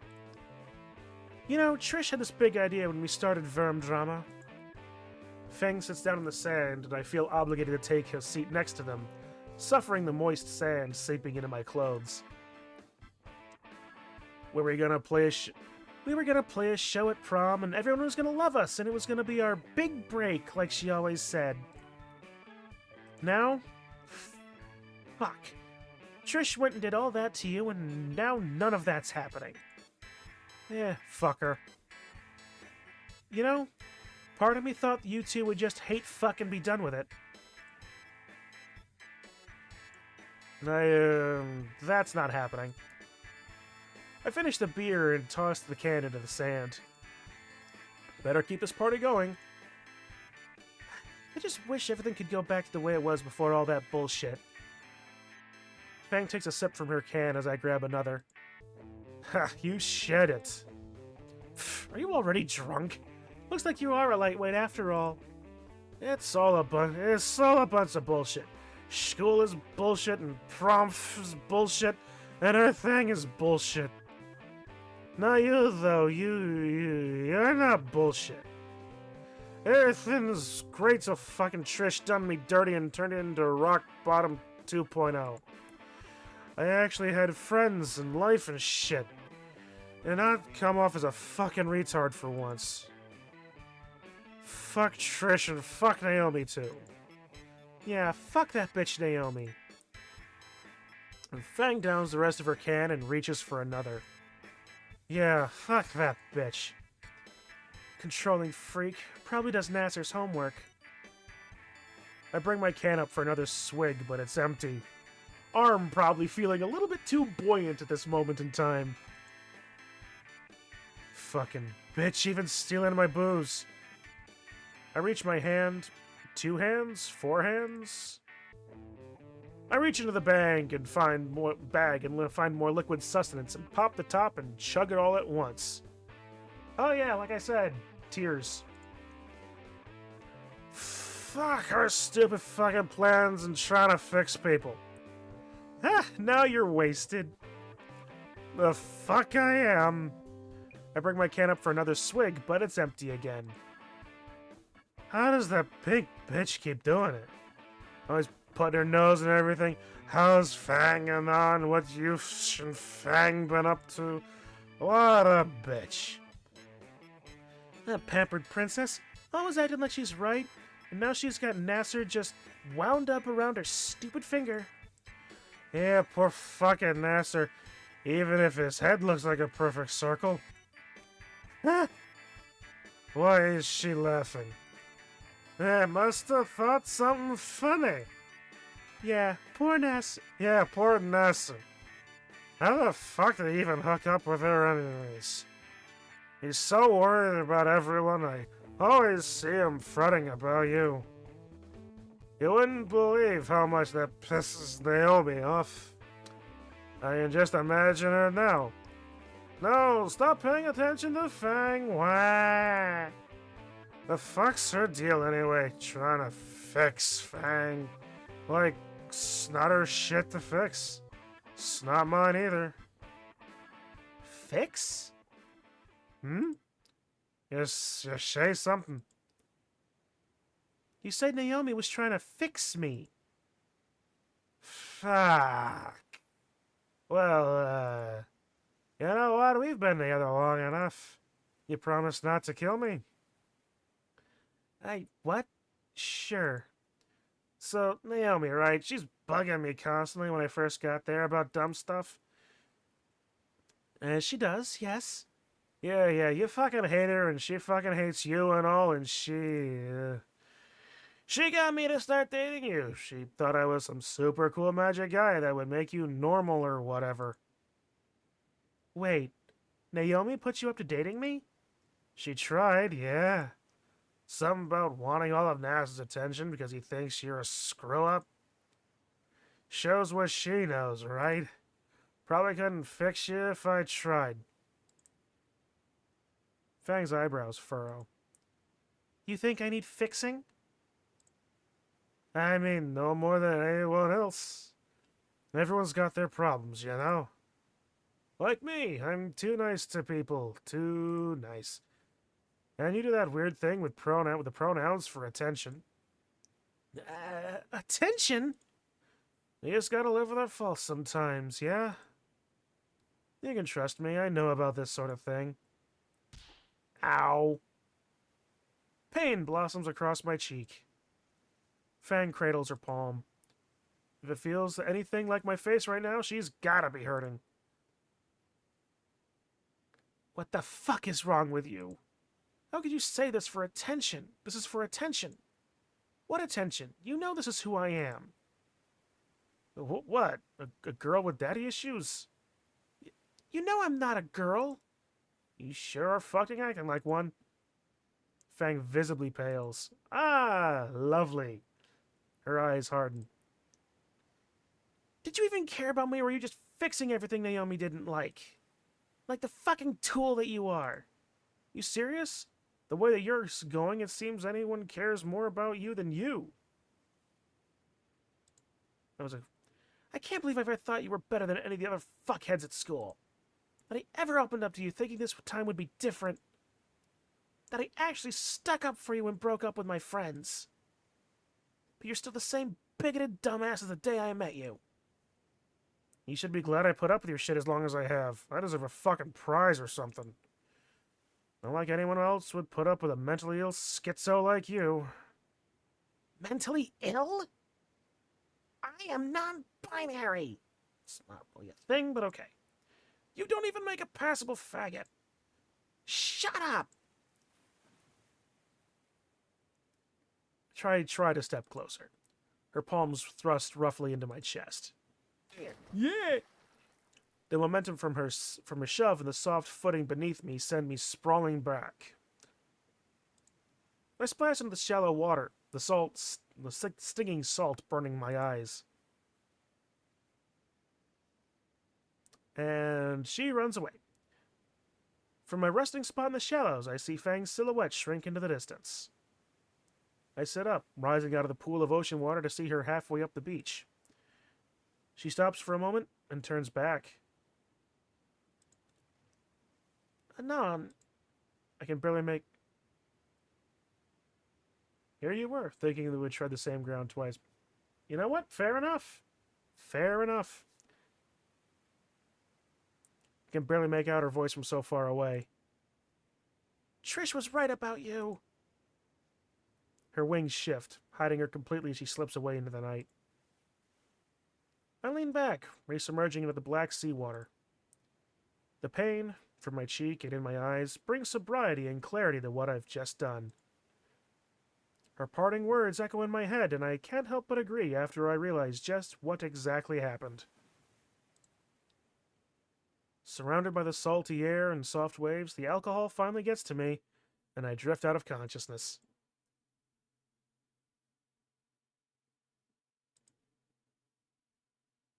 After Fang broke up with me, everything just fell apart. I couldn't be bothered with school anymore, instead shutting myself in my room and replaying old games. Naturally, I flunked out. With time on the lease running out, I had to make a decision soon. College isn't an option, so my choices were minimum wage job, military, or going homeless. I'd rather not have stuck around town, and being homeless wasn't very appealing either. So that November, I signed up for the Navy as a packed seaman. The worst mistake of my life, and that's really saying something considering how I got here. Where does he end up with the good one? Space Force? If Army was 3, and understanding this as 2 ends up in Navy, maybe Air Force is 4. I was sold the idea of picking a real job and getting training. Instead, I was at the mercy of a brutal boatswain mates. I have the pig and chicken shit tattooed on my feet to prove it. Or at least I did until I sold my battle station just to get them removed. I never want to touch a paintbrush in my life again. Though every day since, I've been eyeing rope. Ooh. For 4 years, my life was suffering, and now I'm back here. Plane ticket to anywhere. And I picked Volcadera Bluff. What the fuck was I thinking? There's a simple answer to that. I wasn't. Just like I wasn't thinking on that beach. People don't change after all. I managed to get my old apartment in Skid Row back, and it's somehow That even... was an amazing mess of mediocre mediocrity. You can say that again. Wanna bet? Got it again! But more of a shithole than it was 4 years ago. Only good thing out of the Navy was the monthly check. Fucking Ladderwells. The steps finally got me in the end. Once I got my general discharge papers, I vowed to never step foot in a ship again. Instead, I've locked myself away in this room. Just listlessly drifting through life. Just like I always wanted. Trash from all the deliveries has turned into a small landfill. I'm out of smokes. I'm out of liquor. My apartment smells like a shallow grave. I really need to go out for once. I vaguely recall there being a pizza place nearby, some chain on the edge of Skin Row. Pizza always helps, and it's cheap. And there's a smoke shop nearby. With that plan settled, I grab the jacket that I haven't worn in weeks. I give it a quick smell check before putting it on and heading out for the door.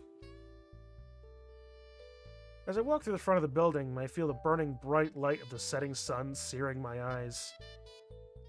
Ah, fuck, it's like getting skull-fucked by one of Stoney's light bars.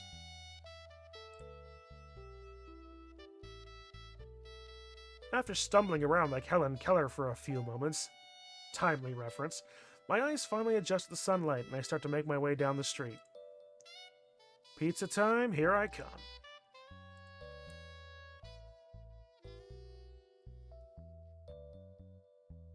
It's morose and gray out, clouds hang heavy and blots the sun out. The homeless litter the street more than usual in this part of town, even outside the dingy pizza place I found. There's only a few people inside the joint when I enter. One guy with a burger and a pizza joint. Odd choice. The entire place could be described as slow. The cashier leans on one arm over the counter. The customer's pizza already looks cold on their plates. An ambient track plays at a molasses pace. Time itself seems to be dilating in here. I order 2 slices to go and wait by the counter for the cashier to meander to the back for a new stack of boxes. Out of the corner of my eye, I notice this place has a small stage tucked into the back. Oh, so they have live music. The current song ends and they shift amongst themselves to get the next one ready.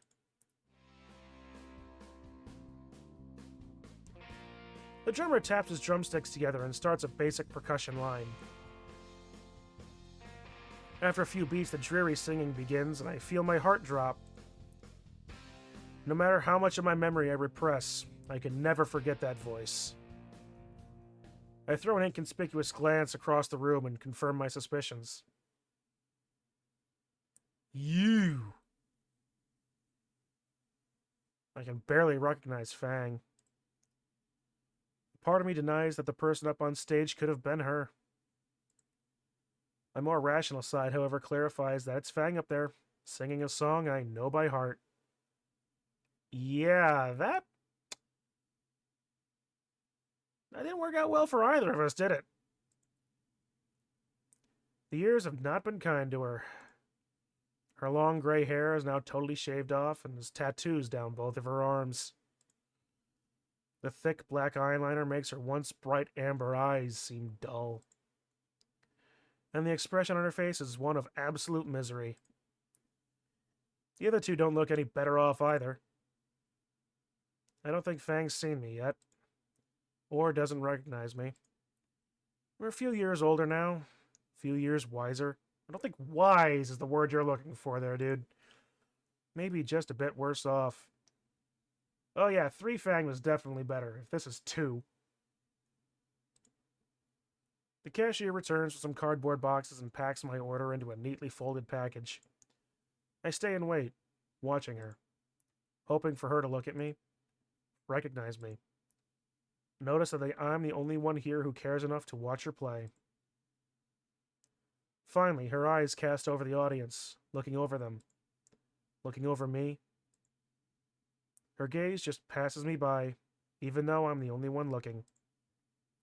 She doesn't recognize me. It's sobering.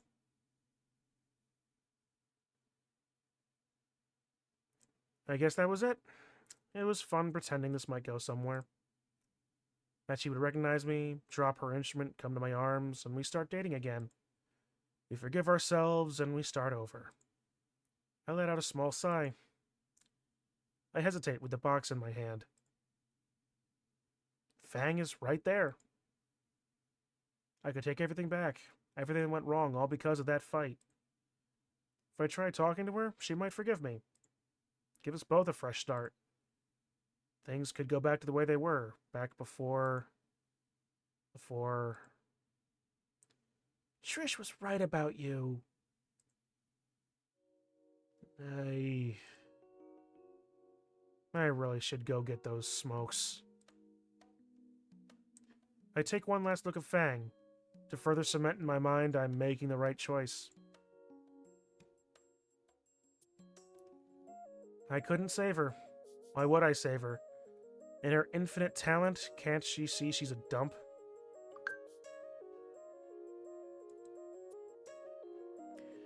I saw it. She's smart. I'm a dope. Yet why does she do that to herself?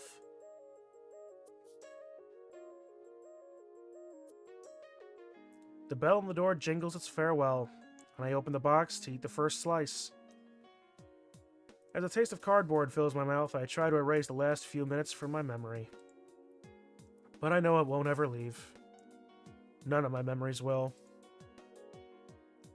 I can just picture Fang, looking like a junkie like she does now in that pizzeria, playing to an audience of nobody, judging me and how I'm living from now on. And I'll say, yes, Fang, I live in a pension alone in my apartment, playing games and watching movies and sleeping. It's all I could ever want, because I never wanted much in the first place. And she'll probably scream at me, vent her frustrations on me, call me selfish. And I'll just say, goodbye, Fang. It could have been a painful way of separating again. After some possibly pleasant time playing catch-up. But the thought of coming back to my apartment alone with my pizza, watching a movie on my TV, undisturbed, with no judgment for my appearance or the place I live, fills me with relief. That pizza must be a CD because it's very flat. No, it's just New York-style thin crust. How that kind of pizza holds up to any variety of topping is beyond me. Now, there's this one place that I know of and that has some amazing pizza. It's just as good straight out of the oven as it is out of the freezer. I shit ye not. This is some of the best cold pizza I've ever had.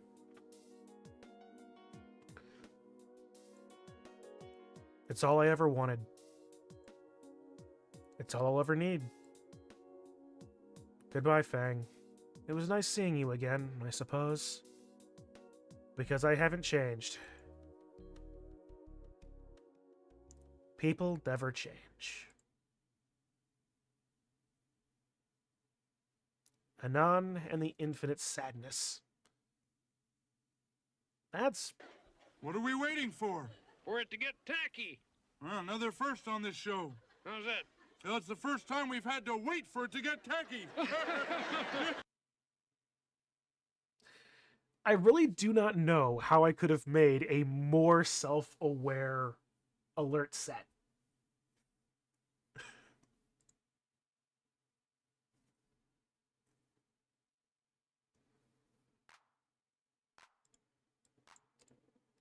All right. So let's see. With that,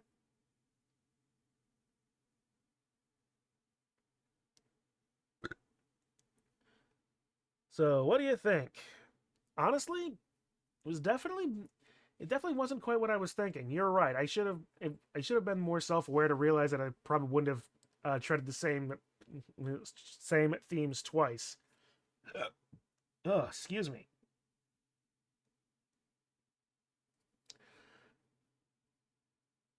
Yeah, that kind of went a reasonable place. People are just, if someone's just an ass while someone else is desperately trying, it can send somebody down into a different spiral. Where they don't change because they don't see the point.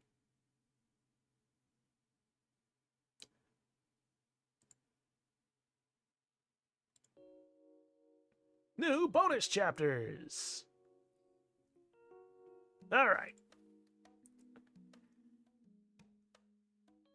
Well, let's see. Let's see. You said that one was. That one was. It's personally my favorite ending since I really like the writing. It's a savory, black, dark. You know what? Yeah, I can see that.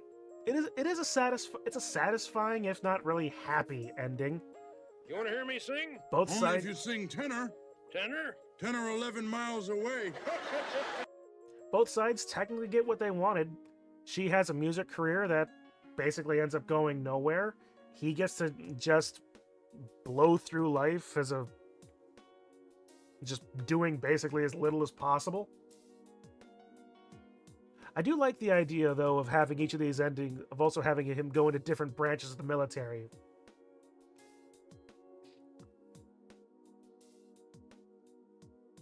Good, like, not necessarily the most important way of differentiating it, but clever enough. Alright, so let's see. That was ending 2. So that was boring. No, that was bitter. 1 is boring, and 4 is good. So then, let's see. After all of that, let's start this again. And skippity-doo-dah, skippity-yay. My, oh my, what a wonderful way. Zoom. More of this! More of the happening! We'll go with Masters of Bro this time. We've seen all of this. Oh, fuck, I just remembered. I have to chance my oil. Change your oil. Be right back. Okay. Honestly, I also need to go get an oil change, too. Ugh. Of course, I could also just do that all also at myself. Problem being, it's the middle of December and cold as fuck.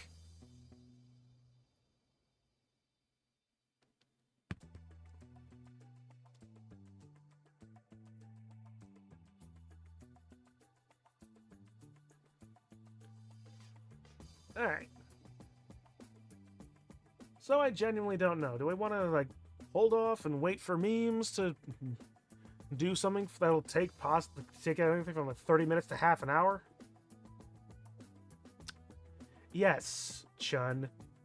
30 minutes to half an hour.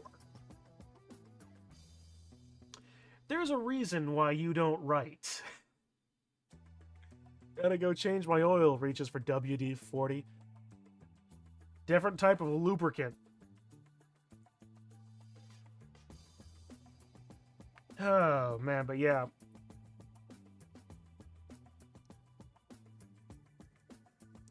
Yeah, well, let's see. We've seen both of these sides now.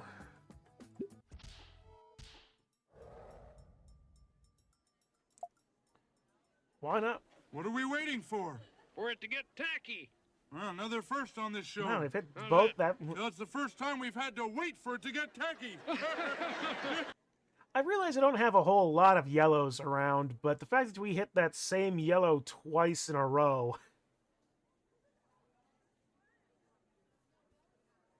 or twice relatively quickly. Alright, skipping all of this. Ask what's up.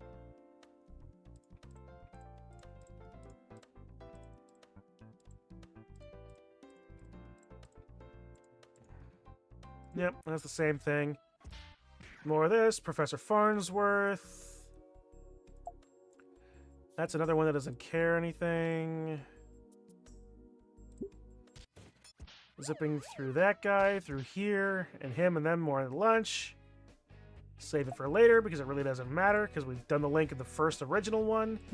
Zoom. Okay, we've done this because it sounded funny the first time. This was what we just did before. A very nice ironic reference to Beethoven's Für Elise. I mean, $5 to myself if it's the exact same thing. It probably will be. Yep. The three stop in their tracks and look back at me. I think I messed up. How could you tell? Jeez, man, you got the ears of a bat. Just something I picked up. Yep. Same shtick as before. Zoomies! Ooh, physical violence. A beetle. A bunch of these. And the first one. Okay, so. Now we are going for... Okay, we did bitter. Now we do boring, which means number 1. Which means I answer incorrectly to all questions.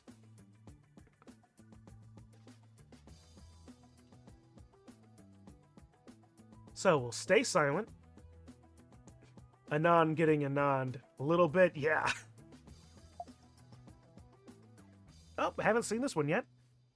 Can't guarantee their style won't be better than dog shit if I lose this challenge. Certainly can't get worse. This is between the members of the band.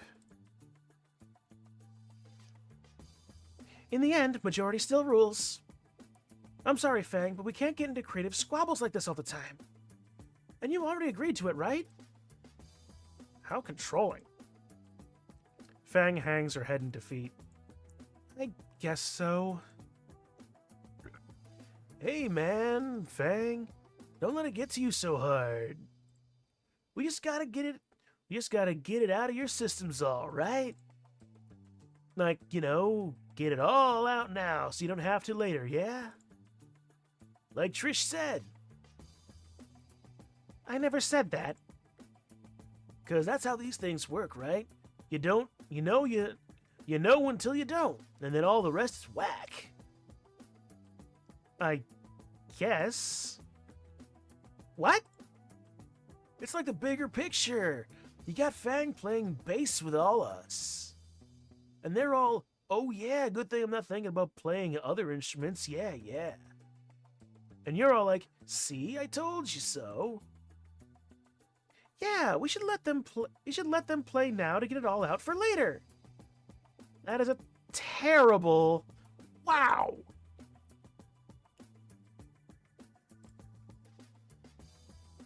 Wait. If there were any cameras rolling, they'd be zooming in on Trish's face. Thanks, Reed. Yeah, thanks a lot. Alright, this time... We're get the special kids of Jonestown special, and now I'm going to jail. Well, it's come back together. Skippity doo dah. I have more obscure hipster shit. Fang holds up a hand to her beak. And you're such a dweeb. Yep, same stuff. I don't think it's Trish. I actually think that it's Reed. Maybe. Alright, so let's see. Heads ask Fang for help. Tails leave Fang alone. Guess that settles it.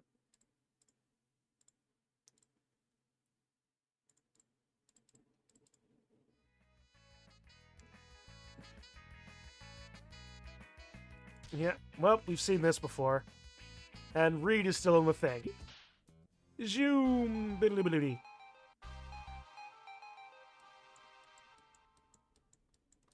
Alright, get through the phone, close.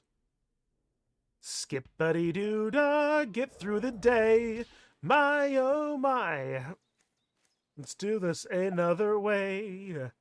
Skipping the fight and jumping away. Joking's a good way to move past mistakes. I really do not know why that ended up working the way it did. Well, we've seen all this. Smack, hitting, there's a car, get the fuck out of there. Skipping more, running away. More plants, still more plants, all through this. More talking, there's an flying orange slice.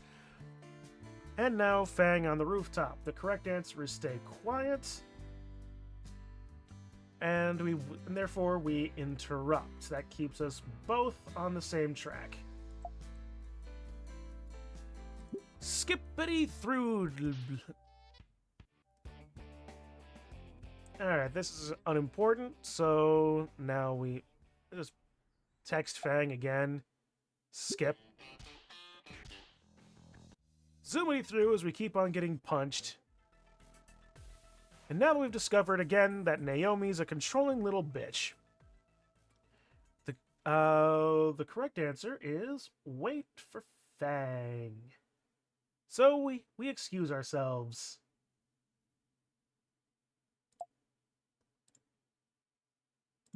meet Fang behind the place, and we end up with him again.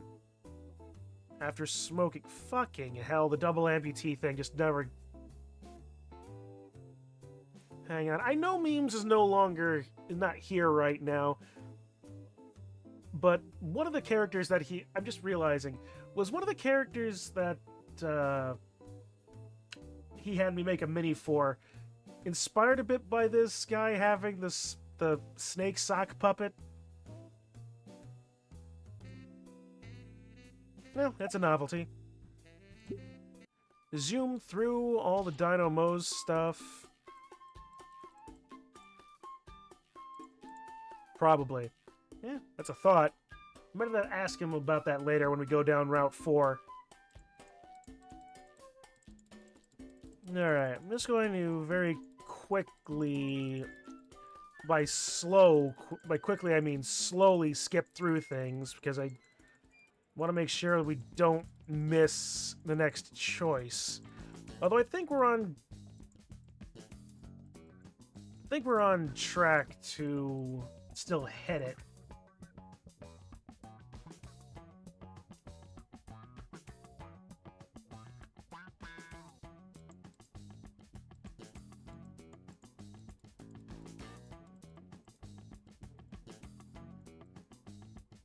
Anyway, let's see, we're aiming for 1.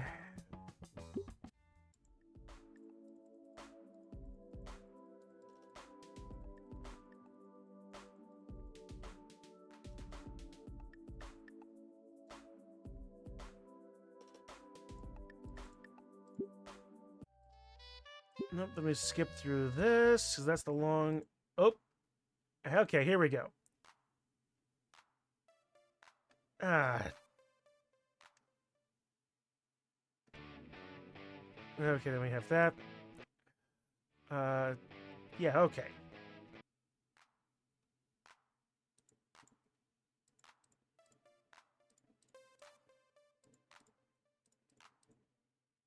Yeah. Used to when I was little. Alright. I saw some anime back in elementary school. That's amazing! Oh my, that is amazing! I don't have anyone else I can talk to about it? What's your favorite anime? I love Precure! I guess we have seen this one. Alright. So, in order to do this... No bots! Sorry, dude. I'm not gonna listen to the bots, the view sellers. Anyways, let's see. Leave the stage as is and trust the idiot savant. Fix the cables is the answer for what we want to do.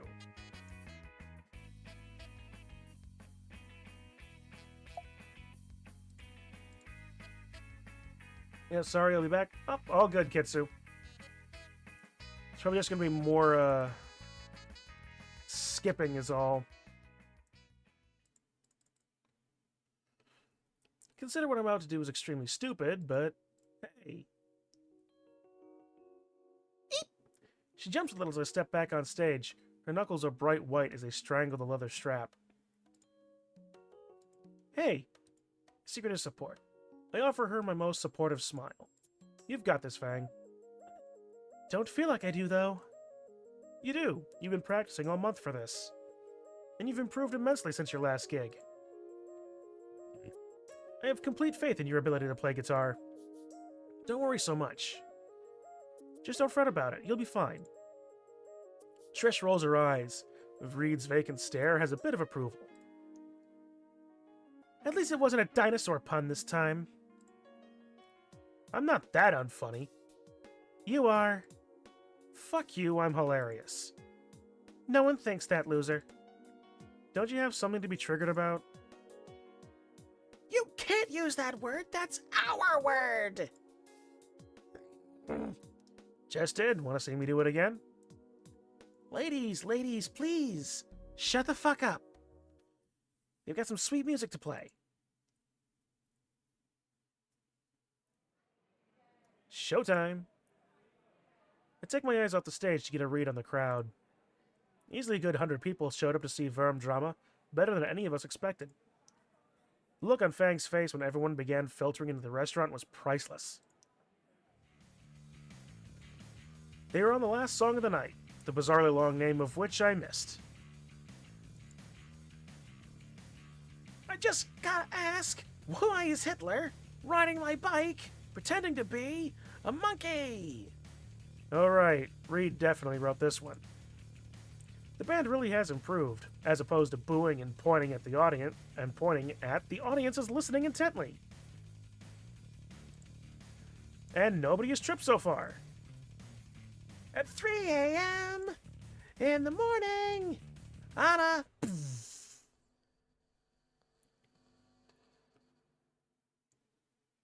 As if right on cue, half the lights on stage cut out. To be perfectly honest, it could have as easily been as much a part of the show. If they're trying to go for avant-garde, then they could definitely throw in something like everything just like cuts out. And that's just the song. Trish strummed silently before giving a confused glance at the speakers. Tuesday? Fang fell out of tempo with Reed's drums, stumbling over the end of the song. It's silent. I began to clap, followed by several other patrons, including Stella, who looked seconds away from being curb-stomped. Rosa is on the other side of the room, too entranced by the music to care. My eyes scanned the room before noticing Trish, the sheer vehement rage radiating from her, visibly distorting the air around her. Fuck. My jaw aches as I picture myself in Stella's place, courtesy of one pissed-off womanlet. Before I have the chance to escape, I hear my one saving grace. Anon! Fang reaches me before Trish leaves the stage, extending her hand for a high five. We did it! No thanks to that asshole! Oh no. What's wrong? Skinny sabotaged the show! I told him not to touch the wires and look what happened! I was only trying to help. Trish holds up her hand to my face, waving the other around in hand gestures. You ruined the big finale! We missed our chance to make it big! Why is it only my bass cut out anyways? Are you actively trying to ruin us? I told you Reed knew what he was doing.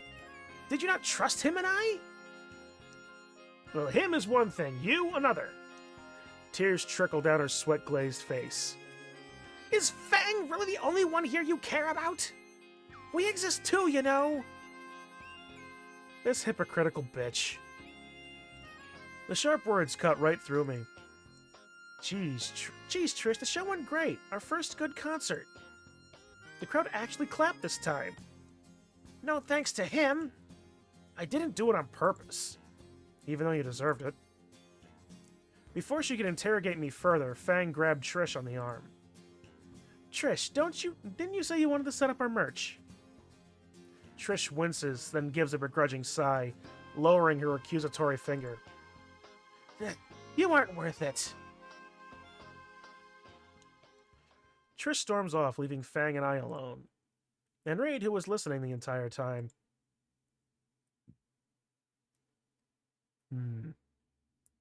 Anon, dude, you really should trust others, you know? It's like they say, trust the building block of our economy, or something. What? There are two kinds of people in this world, bro. People who believe and people who trust. And you believed in something false, your impulsiveness. Before I can begin to Reed's capitalist sermon, my ears are assaulted by very Italian yelling. Hey, kids! Look at this here apron your little trigger friend sold me. Reed looks almost jealous of Moe's new garb. Nice threads, compadre. Hey, someone took my apron! Get back to work, Jerry! You're on the clock! It, looks nice, Uncle Mo. Anyways, you all gonna be helping with the cleanup, right? I look at the absolute mess around us. Fuck.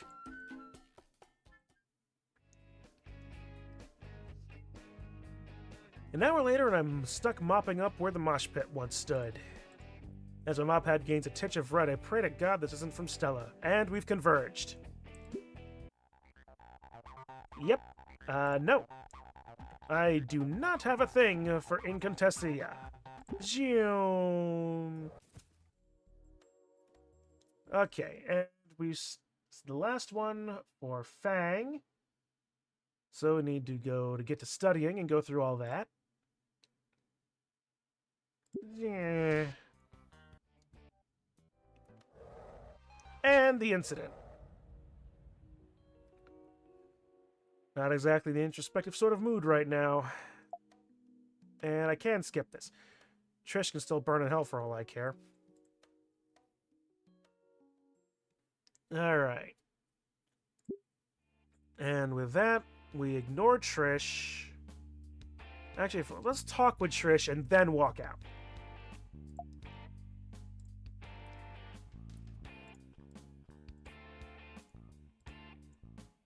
I think if I... Look, Trish. It's off right, and yeah, I can be an asshole.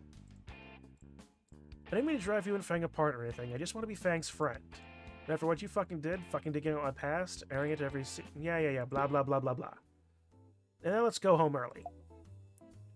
Sure, let's get out of here. Reed lets out another heavy sigh. And there we go. We've seen all this, and now we have another can thing, and we're gonna go basically into the whole ending again. Nasser beats us up.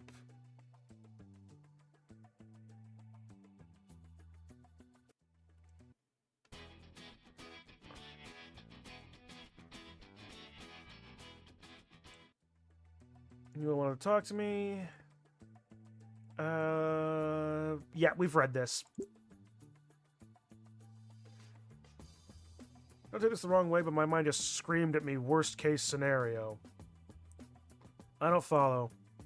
Like, I told you a while back how I can't do anything to help my sister. That frustration has just been getting worse. I'm not even sure if it's anything wrong with Fang at this point. Like, it might be me getting upset over what I don't understand. Something like that. I wouldn't worry too much about Fang. She tells me she's fine. She might come back to school tomorrow, even. She bounces back well. Still a bit on edge about everything, though. But that's her business, right? Sure. I still just can't shake the feeling. Man, we actually did... this actually is the first instance where you would have noticed that it would be the worst case scenario. I just can't find the right words. Does Fang and I going out bother you that much? It's not that exactly, but... I'm lost. Is he asking me to say something for him? That's dumb. I'm not a mind reader. I mean... Ugh. Well, if that's all, I'm gonna leave. I have homework and stuff to do. Nasser sighs. Yeah, sure. Sorry. Test me if you figure it out, I guess. Yeah. See you. Nasser looks back ahead of the curtains and doesn't get up to follow me out of the auditorium.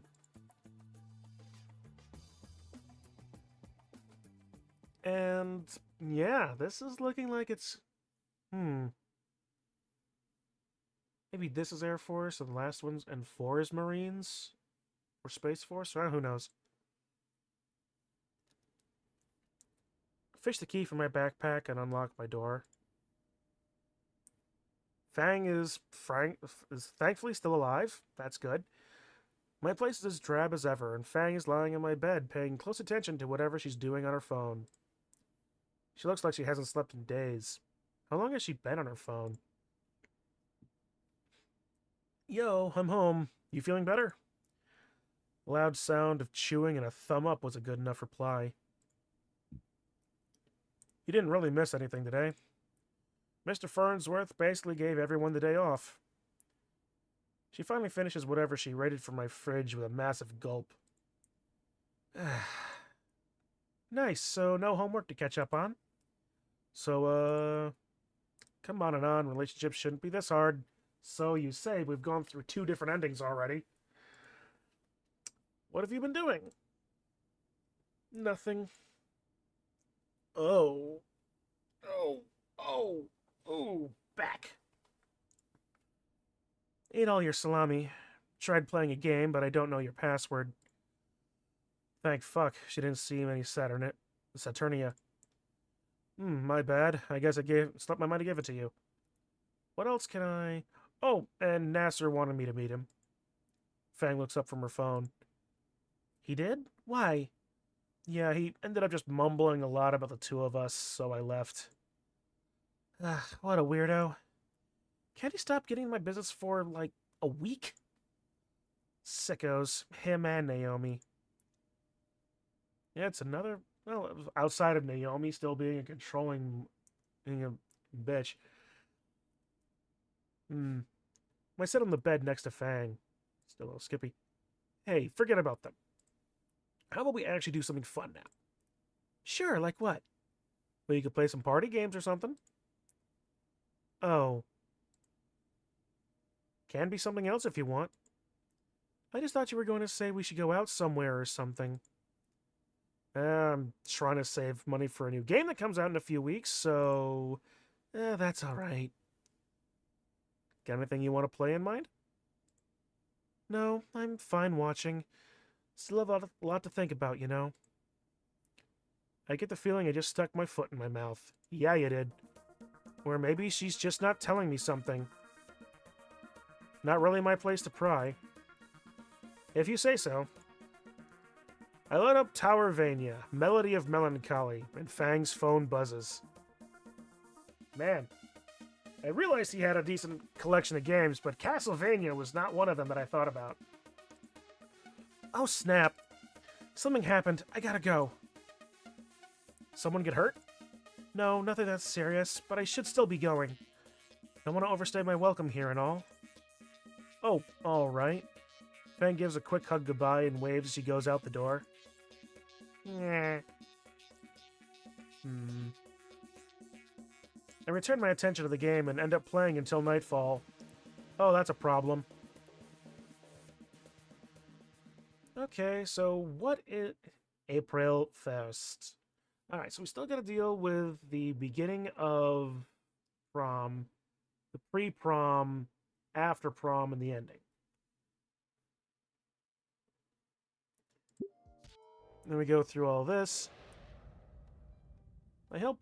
lab partners. I help Fang through the first few questions until she says she has a good grasp on the concept. Eventually, I'm able to focus on my own work again, making steady progress through the remaining problems. My mind wanders back of the idea of going to prom. I honestly don't feel like going. Maybe Fang will feel the same way about skipping prom and just going to the beach or something. Hey Fang, something's off with Fang. She's gazing vacantly into space. Her worksheet lies untouched in front of her. Fang? I've decided. Huh? Verm drama has to play for the school at prom. It's the only way that everyone will finally see our talent. Oh no. This is going to bomb. It's either going to bomb, or it's going to be a real peak in high school moment. It's the only way that everyone will finally see our talent. Wait, your band? But I thought you broke off last month. Oh, don't worry about that. Trish called with the idea last night and I apologized. Wait, you apologized? Thinking about it again, leaving the band was something of an overreaction on my part. Overreaction? But Trish has been my friend for a long time, and I shouldn't have been so harsh on her.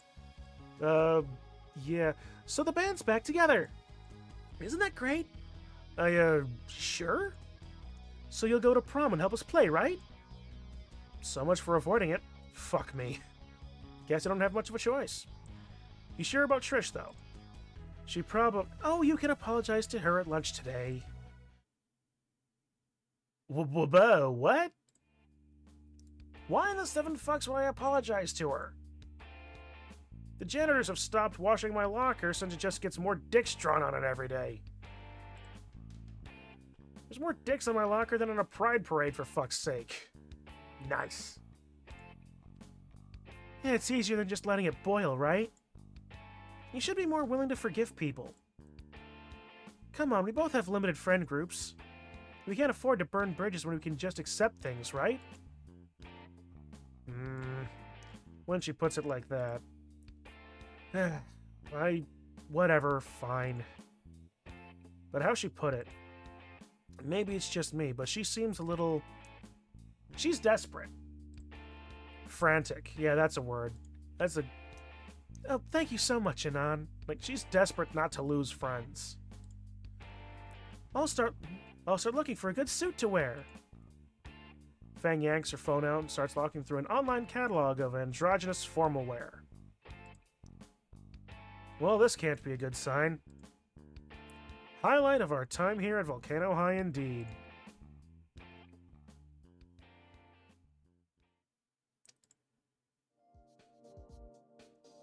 Later that night, after school, Fangs texts me. Alright, I got a plan. A plan? To make sure this concert goes off without a hitch. First, we need to learn right from the source. The source? There's an old museum of fine arts doing a special exhibit on music next week. Lots of stories of bands pulling through last minute, right?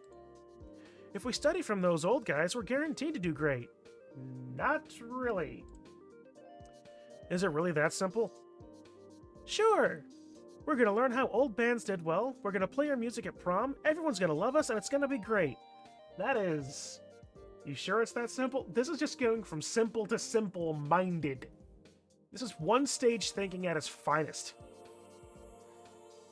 That's a lot of gunners. And you're gonna come with me. What about Trish and Reed? Sending them to a bunch of old record shops to cover more ground. So it'll just be the two of us. Sounds like a plan. Meet me at the Galleria at 3, alright? I'll be there. I put my phone down and look around my room. Do you need a dress special to go to museums? Maybe wear a button-down shirt beneath your jacket. Not sure if that would be good enough. It's probably fine. I shouldn't be getting so worked up. I get to spend the whole day with Fang, after all.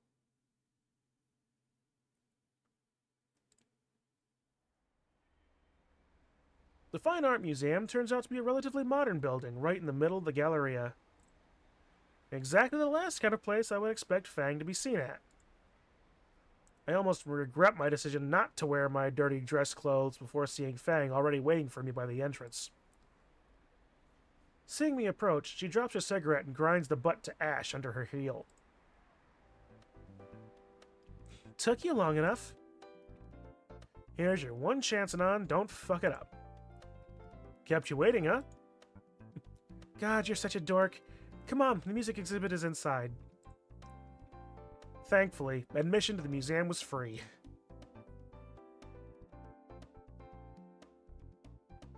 She leads me by the hand through the front doors, and I immediately feel the temperature fall at least 10 degrees. Most museums tend to be a bit more climate controlled than that. Are museums always this cold? The music exhibit is all the way in the back of the museum, past several rooms of abstract modern art. What a bunch of junk.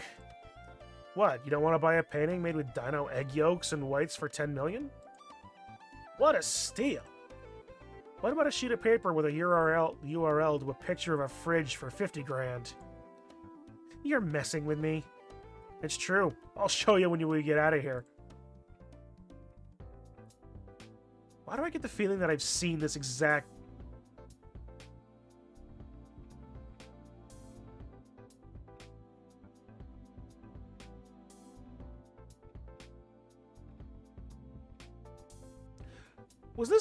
Was this photo taken at a in a Washington D.C. No, it was Maryland. It's either Baltimore or Washington D.C. I swear I've seen this exact Whatever. If it turns out that it was in fact the actual museum that I've seen, amazing! We've been places. Or I've been places. Highly unlikely. But this does seem oddly familiar. Maybe just as the museums are a lot the same. You reach the exhibit hall with the big words, the Stiggy Moldrix Experience. Stiggy Moldrix. Hanging over the door. Despite it being a limited time event on the life and times of a famous musician, there's only a few dozen people here. Usually only ever is. Finally! Alright, Anon, get ready to take notes. Notes? Fang grabs me by the forearm and rushes the two of us into the exhibit. Once inside, she gives me her phone. Take pictures of everything for me, okay? That's a good way of getting thrown out. Do what now? Oh, okay, sure. Let's start with, She scans the room briefly before pointing giddily to a guitar hanging inside a case. Despite being several decades old, the guitar was clearly well looked after. The lacquer on the wood gleamed under the spotlights, and the metal didn't have a speck of rust on it. Oh, that! What is it? What is it? She sprints over to the case, and I have to catch up, making sure I don't drop her phone. It's Stiggy's famous guitar! It's actually a right-handed piece, but Stiggy was left-handed but couldn't afford a lefty guitar, so he restrung a regular one so he could play it. This guitar was one he used on his last show at an informal gig in some jazz club in London, a few days before he hit it big while ODing on drugs. Yeah, that's pretty cool. I caught maybe half of that. Either way, I snapped several pictures from various angles while Fang continues her sermon. Alright, what's next? Yeah. She drags me along to the next display case, a few vacuum-sealed pages with various scribblings on them. Hang on. Just gonna grab that.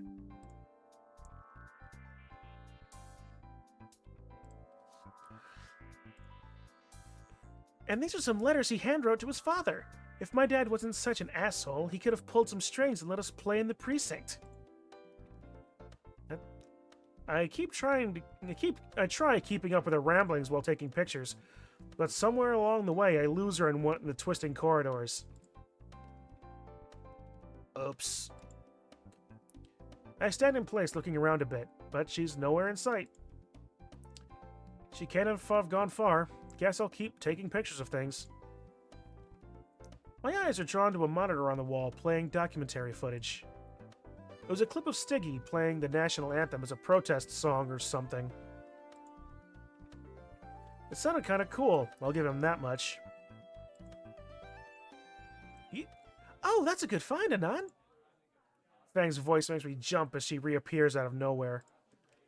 Maybe we could play something like that. Show us as a champion of the common man. That seems like a bad idea. Yeah, my thoughts exactly. Glad I could help. I saw some good stuff in the next row over we can go check out too. She drags me away from the screen to whatever it was she wants to take inspiration from. I'm glad she's having fun and all, but I wish this was more of a date than a research assignment. But I guess she'd feel the same way if I bombarded her with anime. She has her interests, and I have mine. Maybe after this I can take her to a restaurant. We're in a city, but there's bound to be something relatively cheap nearby. It'd be nice, talking about the pictures and things we've been taking over some burgers. It's only 4:30 now. It'll be dinner time by the time we get out, too. Pretty decent timing. Sounds like a good plan. Fang drags me around a few more exhibits, cataloging the various paraphernalia and stopping occasionally to obsess over some minor detail. Eventually, we loop back around to the entrance. Fang looks back at the room where we just came from. Are you about ready to go?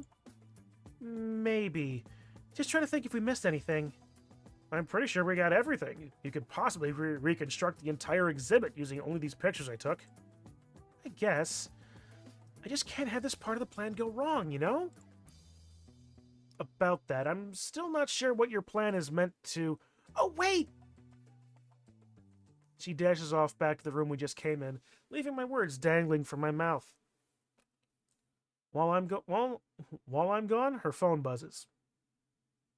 That seems a bit wrong. Trish, hey, are you ready to meet up like you said we would? What? It says these ebonics came from Trish, but I don't know they were meeting later. This'll throw a huge wrench into my plan earlier.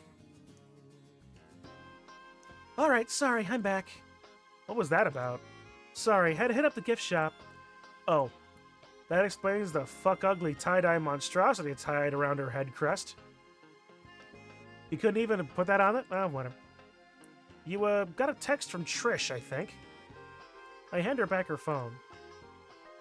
Oh, that's right. I told her and Reed that we'd meet up after we were done with everything. I see. Right, so I'll tell her we should meet at...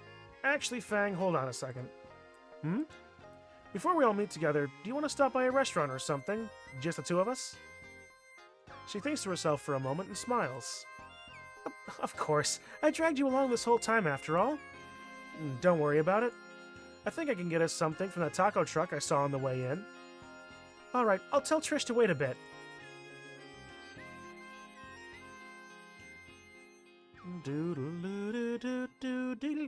Instead of Fang dragging me through the museum, we walked out casually, hand in hand. That's kind of sweet. I think I saw that truck a block east from here. By the way, do you take pollo or asada or what on your taco? Please don't say legend. Wait! She stops dead in her tracks, head jerked to the side. Huh? Look! I peer at where she's pointing. Some poster on the museum wall. It's an advertisement for a documentary playing in the museum's mini theater. And it's a documentary on Stiggy Moldrix. Stiggy Moldrix. I know they were playing and make it playing on Jimi Hendrix, as it's just now it's really just now sitting in. But they could have made a better joke with that name. None that's immediately coming to mind, but Stiggy doesn't exactly mix with Jimmy all that well. I didn't see this on the way in. We have to see that too. But what about... I know, I'm sorry, Anon. Her eyes plead with me for mercy. Just bear with me a while longer. Well, it's not like the truck's going anywhere, at least. Fine, let's go. Oh, thank you, Anon. Yeah, I know this means a lot to you. Come on, the next showing's in 5 minutes. Already I'm being dragged back inside. I guess seeing a movie with Fang isn't the worst thing in the world. Those museum documentaries tend to be pretty close, though.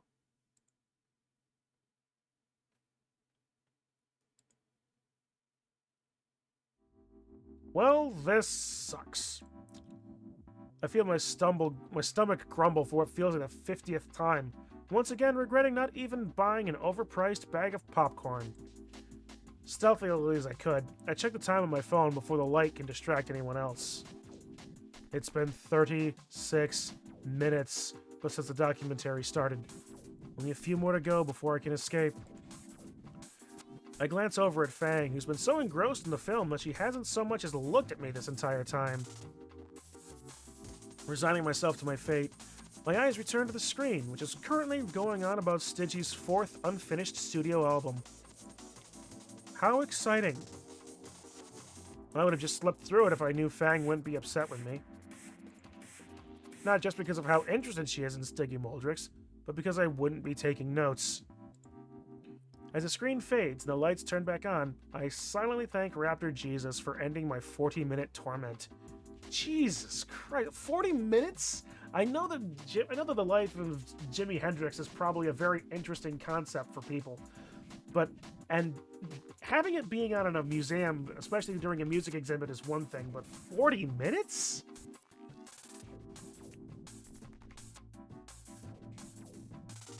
That was really good. A lot of ideas for the band. Yeah, it was cool, I guess. Just please get me out of here. Now, about that food truck. Oh, I told Trish and Reed that we could meet at the Galleria food court. We can get something to eat there. Really not looking forward to being anywhere near Trish, but food is food. Part of me just wants to call the date here and go home. Not that it was ever much of a date to begin with. Alright, let's go then. At least I can talk to Reed about Rock Ring or something. Rock Ring. I know this was before Elden Ring, but still. Fang smiles and leads me back out of the museum and towards the food court. Of course, it could have been Halo. It might also that might actually be Halo.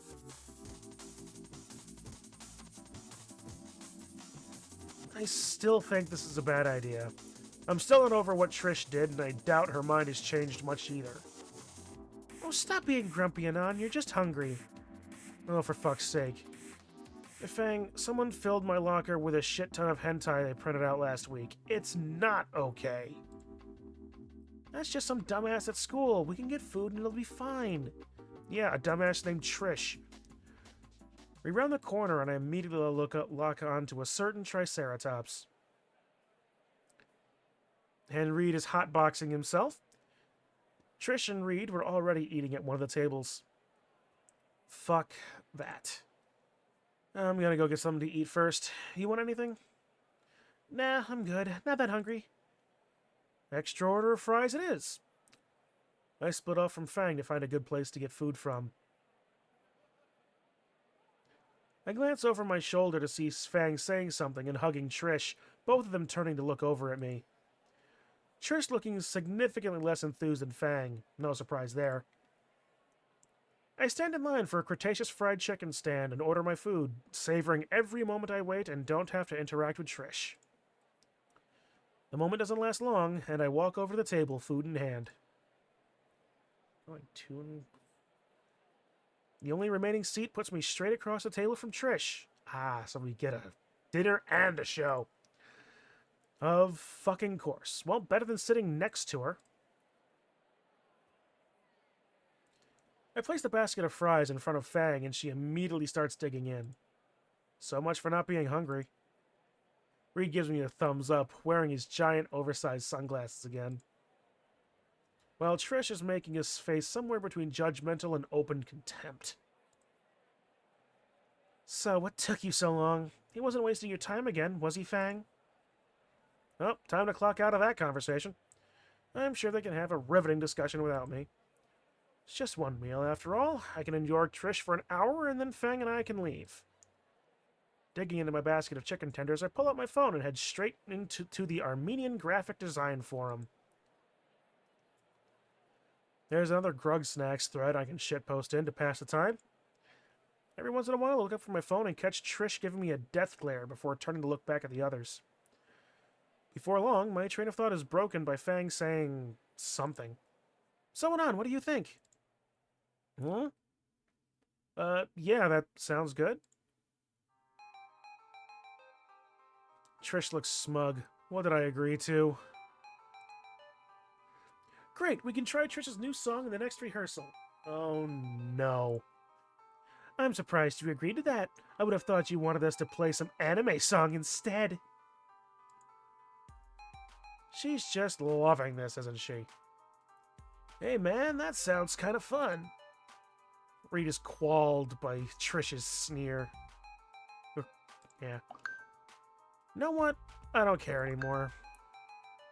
Maybe, but let's talk about that later. I'm craving a milkshake now. Fang gets up and turns to a nearby smoothie booth, leaving me here to deal with these. So, Anon. Her grin is just short of vicious. So happy you agreed to my idea. Guess you're starting to get some good taste. Better than that, and better than any of that weeb pop trash you've got on your phone. I pointedly ignore her. She's trying to get a rise out of me. Maybe I'll make somebody out of you too. Maybe. My fist clenches tightly beneath the table. What'd be more impressive to see?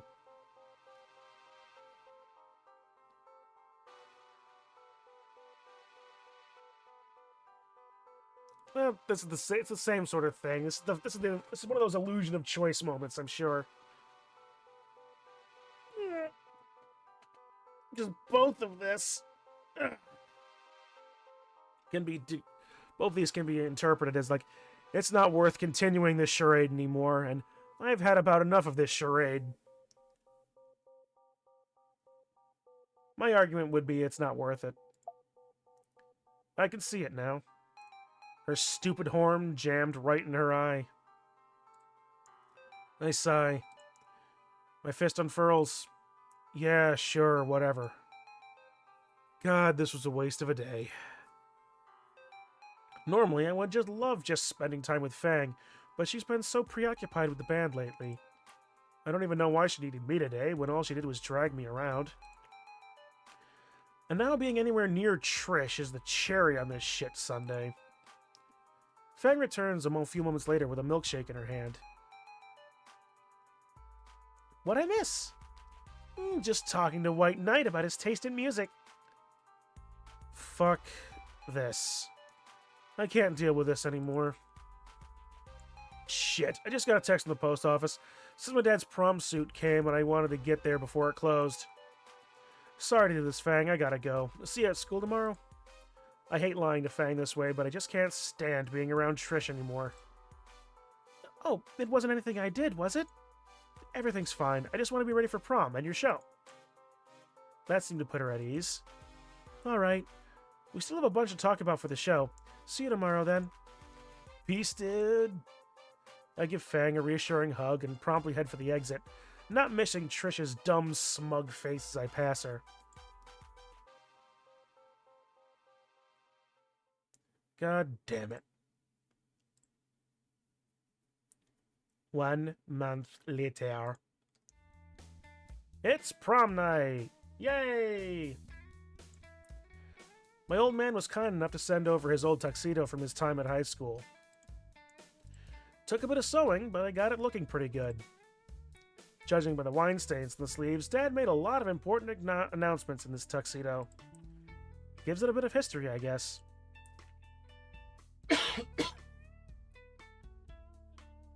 Man, I need to get like a water bottle or something. When I arrive at Fang's place with a cheap corsage, I see the pomegranate parasite waiting outside the front door.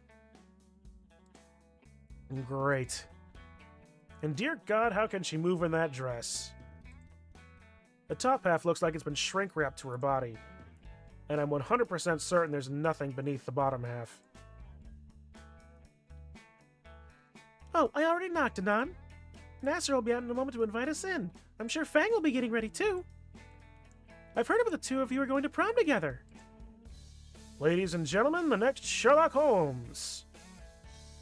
No, I just happen to be here in a suit to go golfing. I ignore her, focusing instead on not stabbing my palm even more on this flower's thorns. Fuck it, free is free. And nothing more free than a 5-finger discount from the neighbor's yard. You and Fang make the cutest couple. Did you two sign up for prom king and queen? Nah, she said something about the fascist, sexist monarchy system. I wonder if that line is ever gonna change in the other ones. Well, Nasser and I, the blah blah blah, and I picked up the crown for Nasser, tuned her out. Nasser opens the door. There he is in his Miami Vice getup.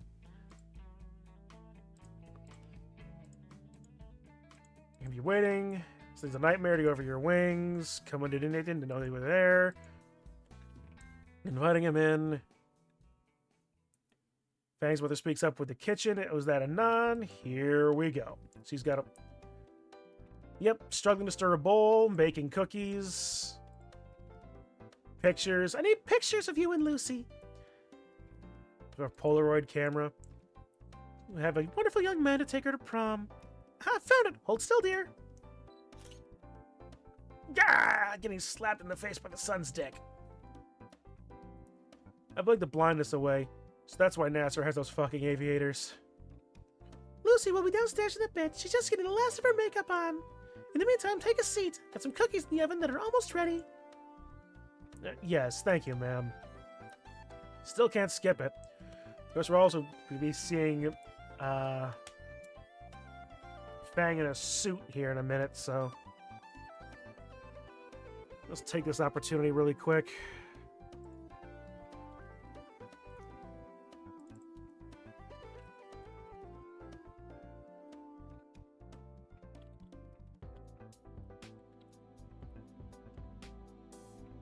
Anyway, so I don't have to keep that around.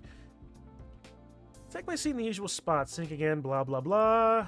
Must cost a fortune. Police commissioner. Luxurious furnishings. Haven't seen him yet. He's over there in his chair. So, hope I didn't ruin these slacks.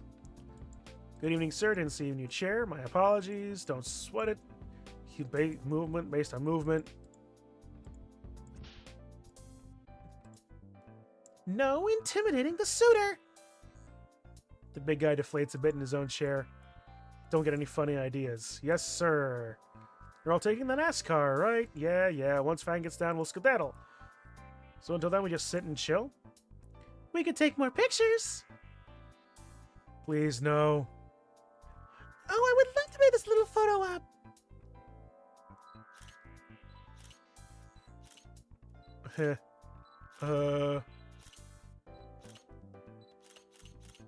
Again, who was taking the last one? 30 photos later, and I never want to see another camera again. Every possible combination. I don't know which is worse, having to pose with Naomi or Fang's dad digging his murder claws into my shoulder. First, but then the accelerated hug with a still baller last month. It's the picture with Nasser or a nice reprieve. We ended up looking like the Blues Brothers standing beside in fuck ugly suits. Just as I was about to resign myself to premature blindness from the camera flash, my savior arrives. Oh, Anon, you're already here. I beg your pardon?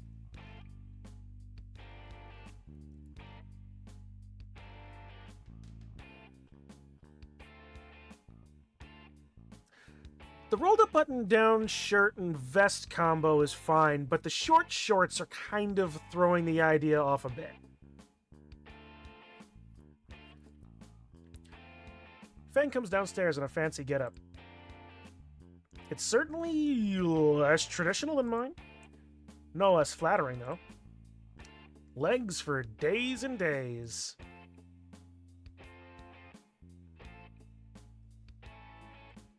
Oh, I was hoping you would wear the dress I bought you, sweetheart. This is better. It's gender-neutral formal wear. Looks more like she took some dickies and made them into some booty shorts. Not that I'm complaining. The word plump is quite apt right now. Oh, Fang, that's an interesting outfit you're wearing. Naomi side-eyes me a dagger. I thought you'd be wearing some kind of dress. Nah, dresses aren't my style. I see. Well, your outfit certainly pairs well with Anon's. Oh, I love your dress too. You look like a giant pink dildo. Lucy! What did I say about that? I already told you, my name is Fang. Fang's mom just sighs. Okay, sorry, Fang. But please, you don't need to use that kind of language towards guests. Whatever. Maybe we should just go. I'm not sharing a ride with her. Well, if you insist, Fang. Before you go, Anon, can I speak with you for a second? Yeah? Before I can even say anything, Naomi's tracking me by the shoulder into the kitchen. She gives me a death stare for what seems like a solid minute before she begins yelling at me. What the hell is your problem, Anon? I think it's the first time I've ever heard Naomi raise her voice, or even swear. How in the fuck did you manage to make Fang worse? What the hell are you talking about? Naomi begins to somehow look even more earth-shatteringly mad. I thought you were going to make her better. What the fuck do you mean, make her better? It's like you didn't even try to help her. I did the best I could, okay? I certainly did more than whatever you've ever done for her. And you know what? She's her own person. If she's happy, I'm happy. Naomi's face of sheer anger quickly turns to disgust.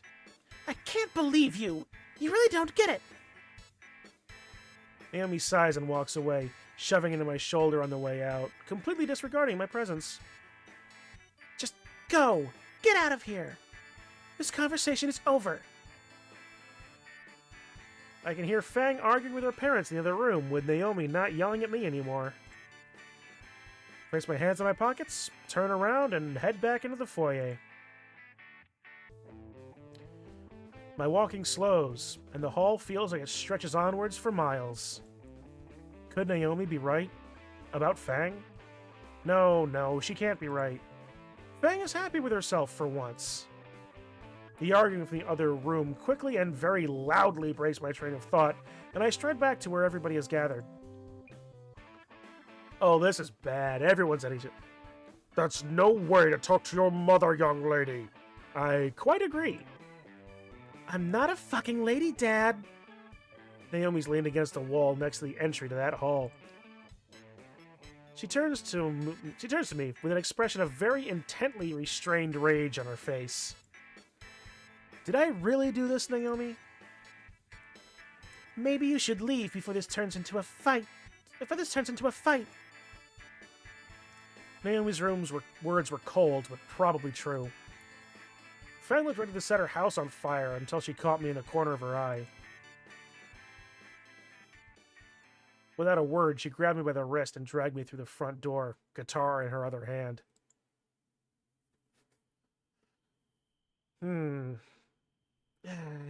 Call me a taxi or something.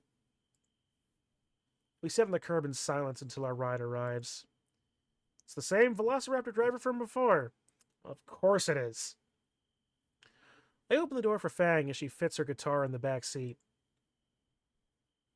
Hey, it's my favorite couple again. How's the leg, Skinny?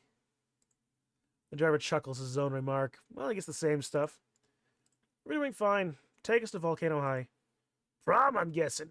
Yeah, two school sweethearts. You two high school sweethearts should stay safe out there. Crazy world out there, isn't it? Yeah, I guess. Not too much partying, you. Guess you sure you guys are going to prom? We're sure. Well, if you say so. The cab starts down the street at what was easily twice the speed limit. The engine is surprisingly quiet and leaves a silence awkward between the three of us.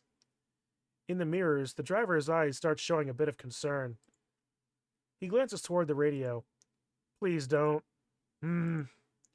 He gives a disappointed look through the reflection.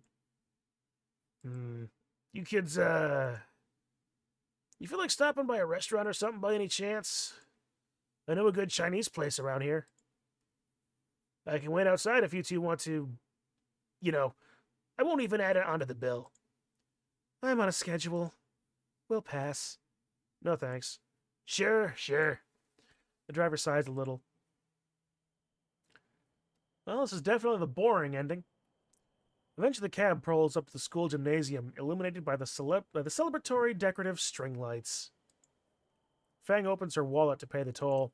You know what? It's on the house this time, kids. Wait, really? Sure, yeah. Just have fun, and, if you need a cab again, you know the number. We know. Get lost. See you. The taxi pulls away from the curb and rounds the corner back onto the main road.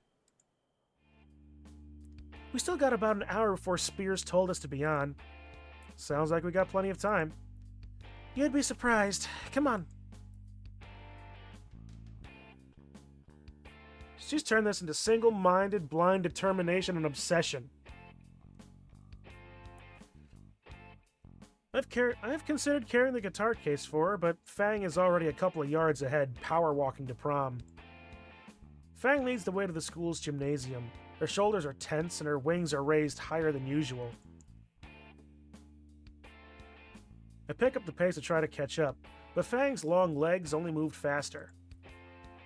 So, what song are you going to play? Just something me and Trish wrote up. Why? Just curious about what's going to knock prom out of the park. What about Reed? He was busy.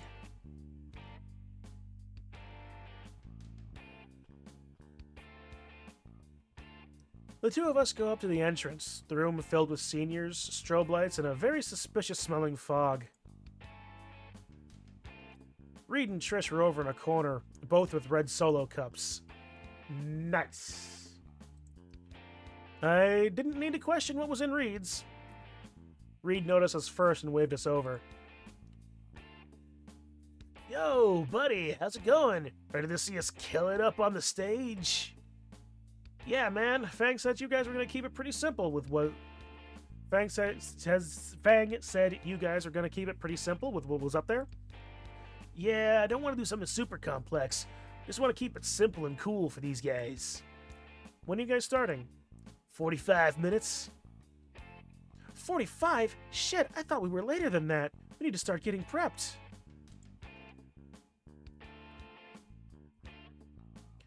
We hauled ass to Mr. Jingo's room, where the band had stored their gear. Reed's drum set was in pieces, and I helped him reassemble it while Trish and Fang tuned their guitars. Shit! I dropped the snare drum I was holding.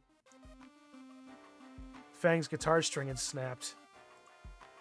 Trish and Fang looked devastated. You didn't get spares? Don't you have a spare? At home. There's gotta be some here. Reed, Anon, look around. We don't have time. What? But a spare guitar, maybe? We don't have the time. Look, me and Reed can't... Anon, you're not helping! Look, Anon, we just need to focus right now. Just go outside so we can figure something out. Her words cut straight through me. She's really kicking me out right now.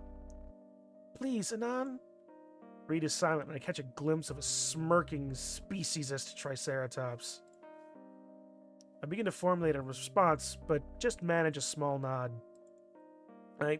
Yeah, sure.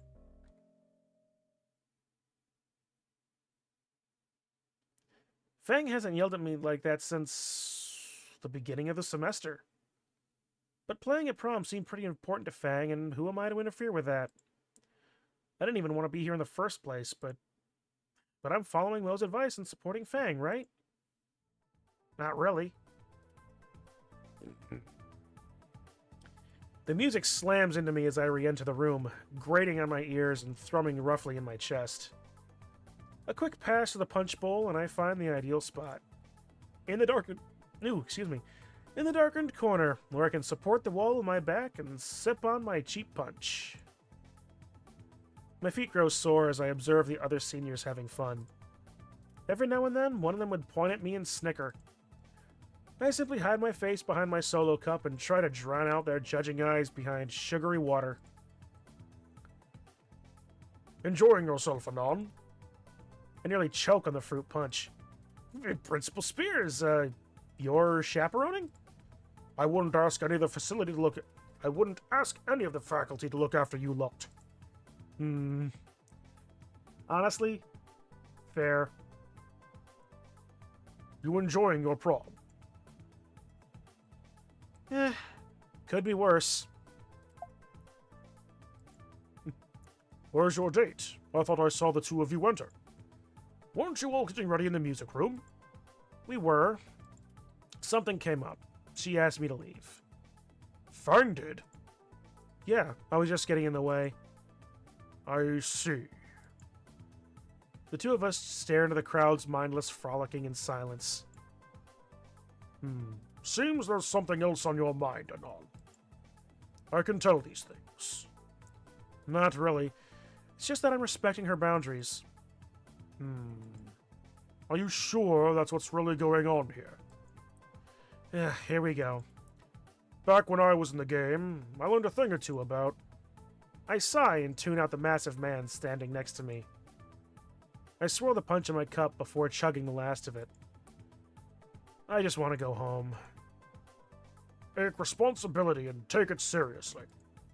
Relationships are a give and take sort of deal. Got it, Anon? Sure, sir. I'll keep that in mind. The principal sighs and leaves me. Everyone moves out of his way as he cuts across the room to the small stage. The music fades until all that's left is chatter. Spears takes the stage with mic in hand for once. All right, everyone. Before we end tonight's prom, we have a couple of items to take care of. First thing is... The principal pulls a tiny gold sheaf envelope from his lapel and holds it up for the audience to gawk at. to announce prom king and queen. Well, this is a foregone conclusion. A few students are already congratulating Nasser as he's led by the arm by his handler. A drum roll, please. Reed steps onto the stage with a small block in his arms. He smiles and nods, pressing one of the myriad buttons on the block. A mediocre recording of the drumline plays over the speakers as Spears clears his throat and tears open the envelope. And your winners. For the 1 mil 2020 class are Nasser and Naomi. He tosses the paper over the shoulder and yanks the crowns from a pocket inside his jacket.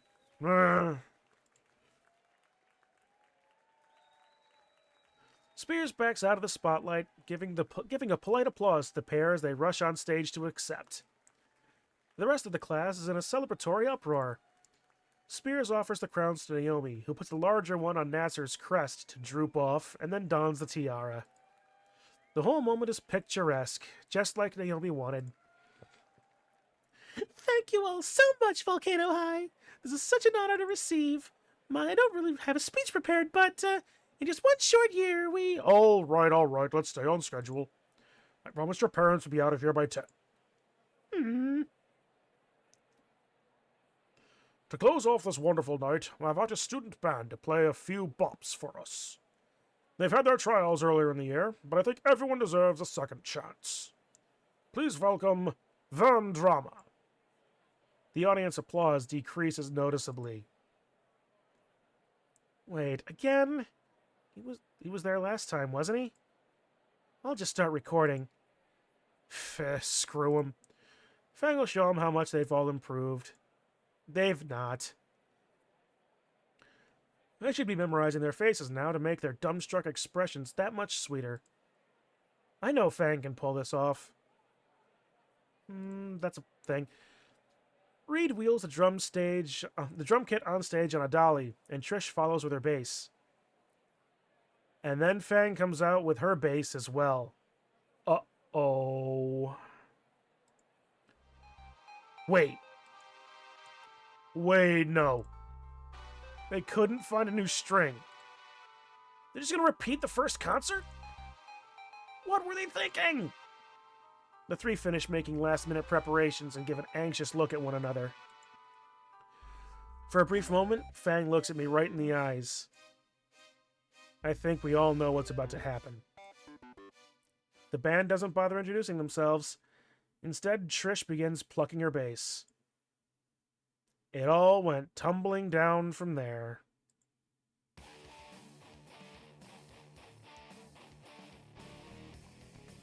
Just like before, Fang's bass sounds horrifically wrong. Far too heavy. She's a guitarist with a fucking jazz bass. Of course it sounds horrid. And then the vocals kicked in. Reed's lyrical expertise was not on display here.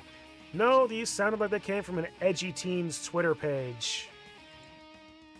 Its horrific screeching, combined with the amelodious shredding on a bass, creating a cacophony equal to hundreds of cats ritualistically sacrificed. They still fucking suck after 6 months. The crowd's cautious cheers were long gone, replaced by a symphony of ridicule. Bravo! He's a credit to his race. What race is that? The 100-yard dash. More. Makes sense. Not so loud. Let me hear you. Hey, you want to hear me sing? Only if you sing solo. Solo? So low I can't hear. That reminds me, this show has always reminded me of a sardine. Why? It's a little fishy. Whoa. You do, in The fact. older I get, the more I appreciate good music. Yeah, what's that got to do with what we just heard? Nothing. Just thought I'd mention it. Oh man, I really could not have made a better alert set for this. You do in fact return in time. The band's already accepted their fate. Both bases hang limply from their shoulder straps. Then a few students start chucking balled-up tissues at their heads. Reed puts his hand on Trish's shoulder and the two duck out. Fang stays a moment longer, the despair on her face manifesting through hot streams of tears. She turns to leave as well, trying to maintain a calm composure. Then a student throws their red plastic cup of punch upstage. It splashes against her head, drenching her suit in red dye and making her smash onto the floor. It's a carry situation.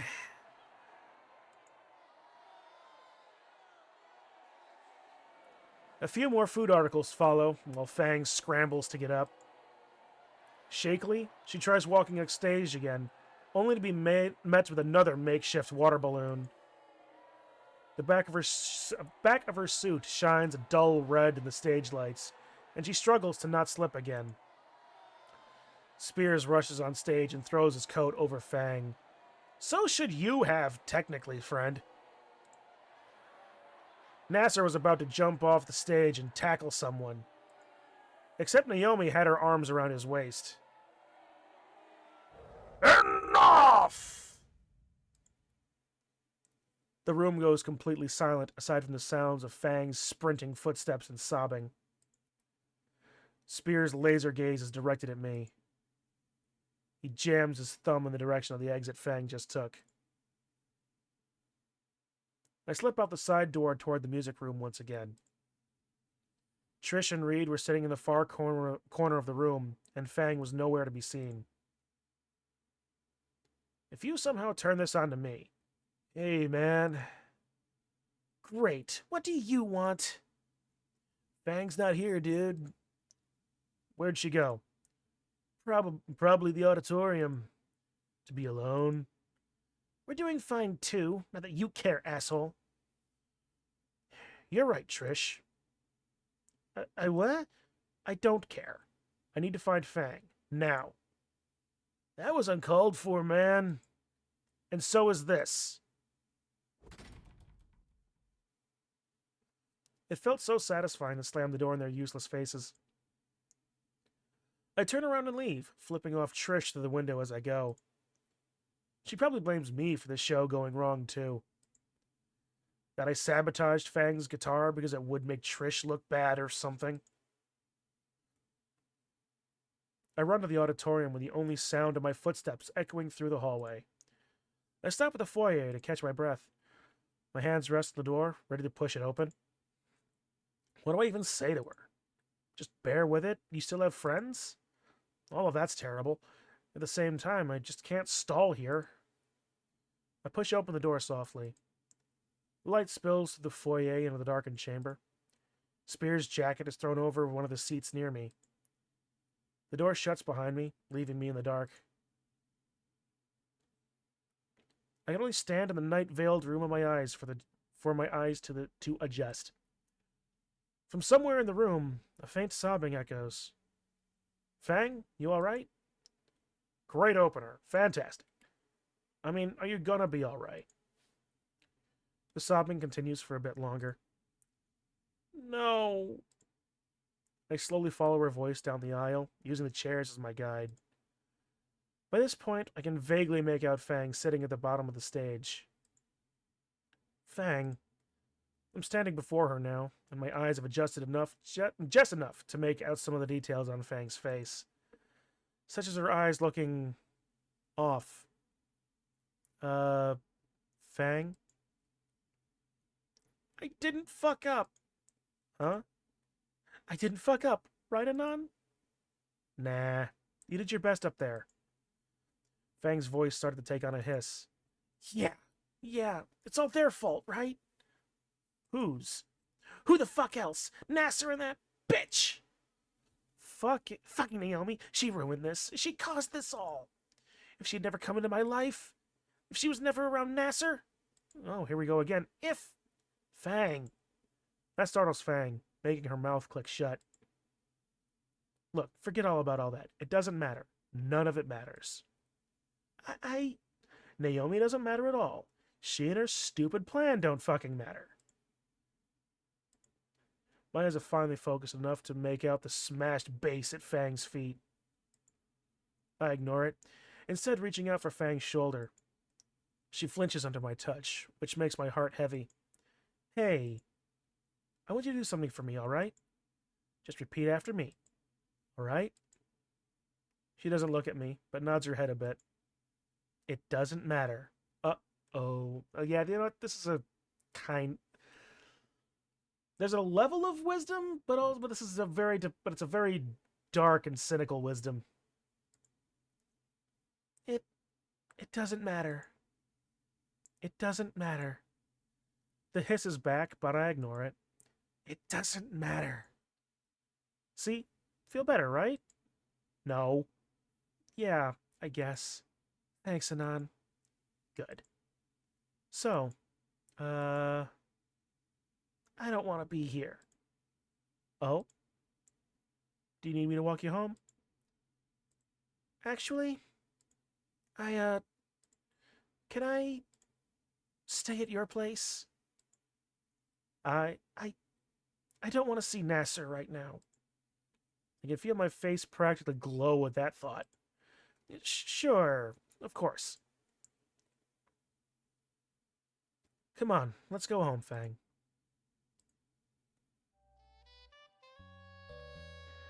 When I enter my apartment, I remove my suit jacket and toss it on the floor unceremoniously. I loosen the tie, but don't bother to take it all the way off. Fang collapses in my cot without a word. Guess I'm sleeping on the floor tonight.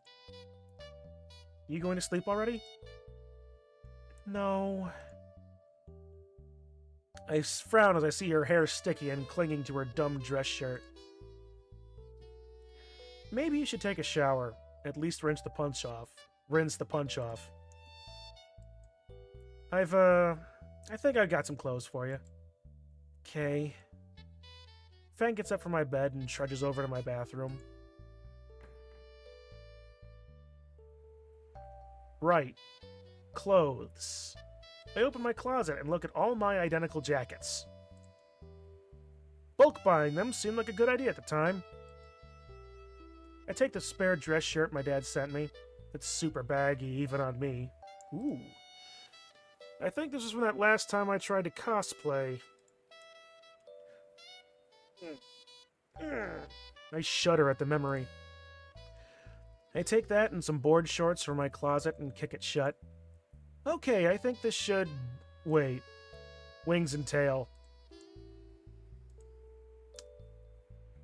Some minutes later with my knife, and I hear the shower sputter to a stop. I knock on the door and set the custom-cut outfit on the floor for her. I set a change of clothes for you. Yell if you need me to do some more cutting. With that, I go back to my bed and consider what to do next. Maybe a movie or something? Fuck, what would cheer her up? Thanks. Yeah, I was expecting this. Fang plops down next to me, the shirt's hem falling down to barely cover her thighs and lack of shorts I could give her. If only she wasn't so depressed, she'd look really cute right now. So, wanna do something? Play a game or something? I don't know. I don't want to sleep yet. Sure. Fuck me sideways. What do I have that's presentable to someone else? I got a Kingdom here? No. Dark Zone? No. Senran? I feel retarded for even considering it? Fuck no. Screw it. I'll just go with Rock Ring. That always calms you down. Don't get many opportunities to sit these days to use the Duke anyways. I boot up the X-Rocks and insert the Rock Ring 2 disc. Wow, that's an X-Rocks original. Fang flips over to the TV as I take my spot on the floor sitting next to her. This was my favorite Rock Ring story. I let the campaign intro play and turned to Fang. She's just blankly staring at the screen, probably still thinking about earlier. You, want to play first? Might help take your mind off prom. Fang lets out a muffled sigh. I can just watch. I decide to skip the cutscenes and get right into the gameplay. Repelling a bunch of dinosaurs from the volcano caves? Easy enough. Playing with the torch and rock combo is the easiest way to kill enemies. Takes more skill than using a spear thrower, at least. Yeah, cool. Hey, Anon, you said something about Naomi having a plan earlier. What did you mean by that? Shit. Uh-oh, gotta tread real carefully here. The thing is, you know when I just transferred in and everything? Yeah? Well, Naomi kept... No, it's nothing. Forget I said anything. Fang sits up and is eye level with me. It's not nothing.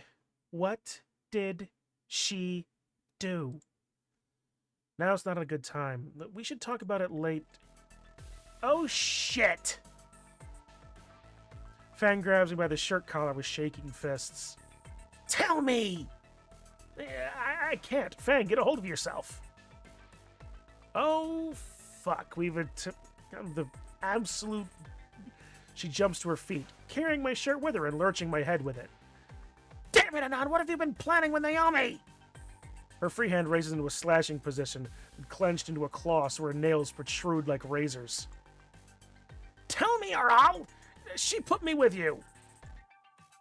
All at once, Fang loses all energy in her body. Her grip on my collar loosens and her clawed hand lowers. All attention is moved directly to her face. I don't think I've seen such a look of hopeless despair. After what feels like a year of silence, I get the courage to stand again. Naomi made it so the two of us were together. Nasser's always worried about you, so she wanted to get his full attention. By trying to have someone fix you. Fang's hands cradle her head, as though squeezing it hard enough would wake her up from this nightmare. Fang, I didn't have any control over it. You know I really do have feelings for you. I genuinely like you. It doesn't matter what Naomi's stupid plans were. We still... Out of nowhere, Fang's energy returns into a fit of unrepressed rage. Oh, believe me, it's not nowhere. That stupid bitch! Damn slut! Fang, calm down. Shut the fuck up. You literal actual tool. Fang, with no intention to vent her frustrations verbally, resorts to the next best thing. Or bring out all her feathers? Physical therapy. Nope. Just straight up good old-fashioned destroy everything in the near vicinity. The bedsheets are quickly discarded to the other side of the room in a clump. Fang, please! Fang is convulsing as though possessed, frantically looking for other things to ruin. With a swift kick, the Duke is catapulted into the bathroom. I hope Fang's foot is okay. Calm down, don't break anything. She starts kicking and punching the nearby shelf with all her might. Fang, stop, you'll hurt yourself. My pleas are ignored. Instead, all I get are continued desperate grunts as she tries to pummel the wooden door. Fang, really, you need to stop. With one last scream, she punches clean through the shelf's cabinet door, leaving a hole about the size of a football. That's enough! While Fang is recoiling, I take the moment to grab her by the wrists and rush her over to sit on the bed. Tears are streaming down her face, so I shift my grip to her arms. I can't even fall in love without her interfering with it. You don't like me. You just want to change me into something I'm not to get Naomi off your back. That's not true. Fang, listen to me. I do love... Before I can finish, Fang plants her foot in my chest and pushes me away with all her strength. The force makes me stumble back several feet. Luckily, I managed to regain my balance before falling on my ass. You took me away from my friends! You ruined our band! What the hell are you talking about? I haven't done any of that. Well, Naomi is, and you're just doing whatever Naomi wants. Then maybe Naomi had a point. Oh, wrong thing. A deafening silence permeates the room. The malice radiating from Fang is as tense as a razor. Eventually, the weight of the situation causes her to collapse into the bed completely. Between sobs, Fang tries squealing out more of her argument. Just shut up. Here's the reality, Fang. There are things about you that need fixing. That much I can agree with Naomi. And clearly I can't help you there. Fang's body tremors with her sobs. Shit, was I too harsh on her? Yes. Fang, I'm sorry. You're right. I took you away from your friends and all that. I caused all this. No, you wish. That would be too much of an honor for you. The phrase cuts to the bone. I retrieve the bedsheets from the floor. Look, you're tired, I'm tired. Let's just sleep and think it over tomorrow. As I drape the blanket over her shoulders, she reaches out to squeeze my hand. I do love you, Fang.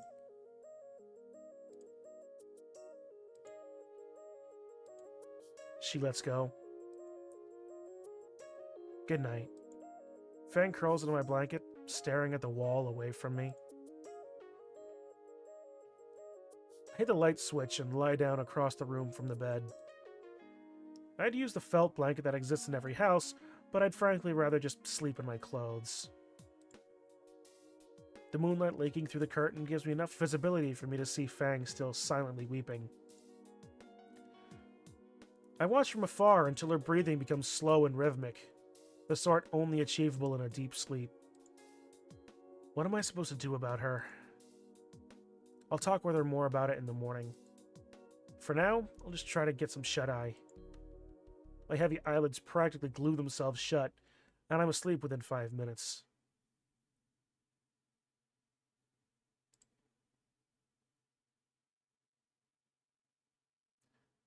I wake up next morning with my head cradled in my arms. My back aches from the lack of proper bedding, but that's hardly anything new. Groggily, I pull myself to my feet. I pull back the curtain to reveal that a thick Sunday fog had rolled in overnight. Oh, what time is it? Guess I'll check my phone. 10 a.m., huh? Damn, I slept a while. Did Fang sleep well? Fang, you up? The bed is empty. Oh. Wait a second. My phone has 70 missed calls and over 100 texts from Nasser. That's right, my phone was on silent last night for prom. He's probably just worried about Fang, but by Raptor Jesus night right nut, man. I open the most recent voicemail.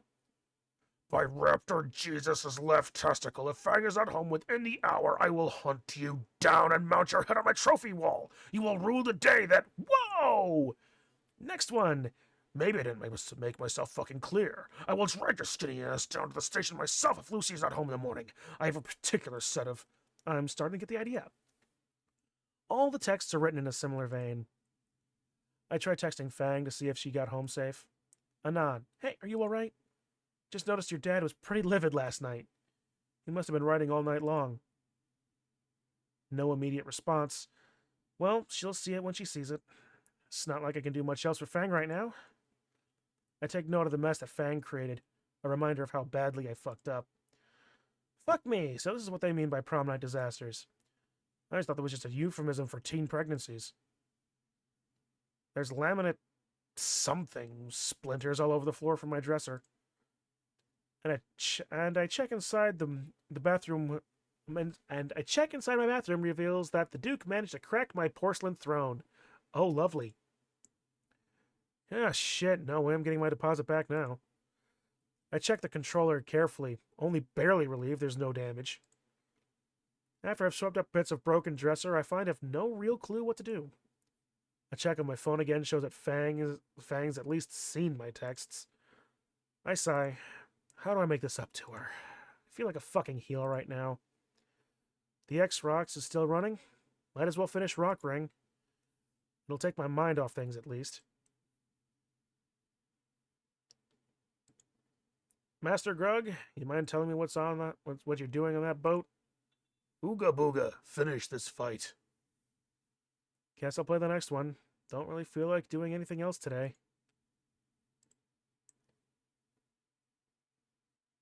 Wake Grug when you need Grug.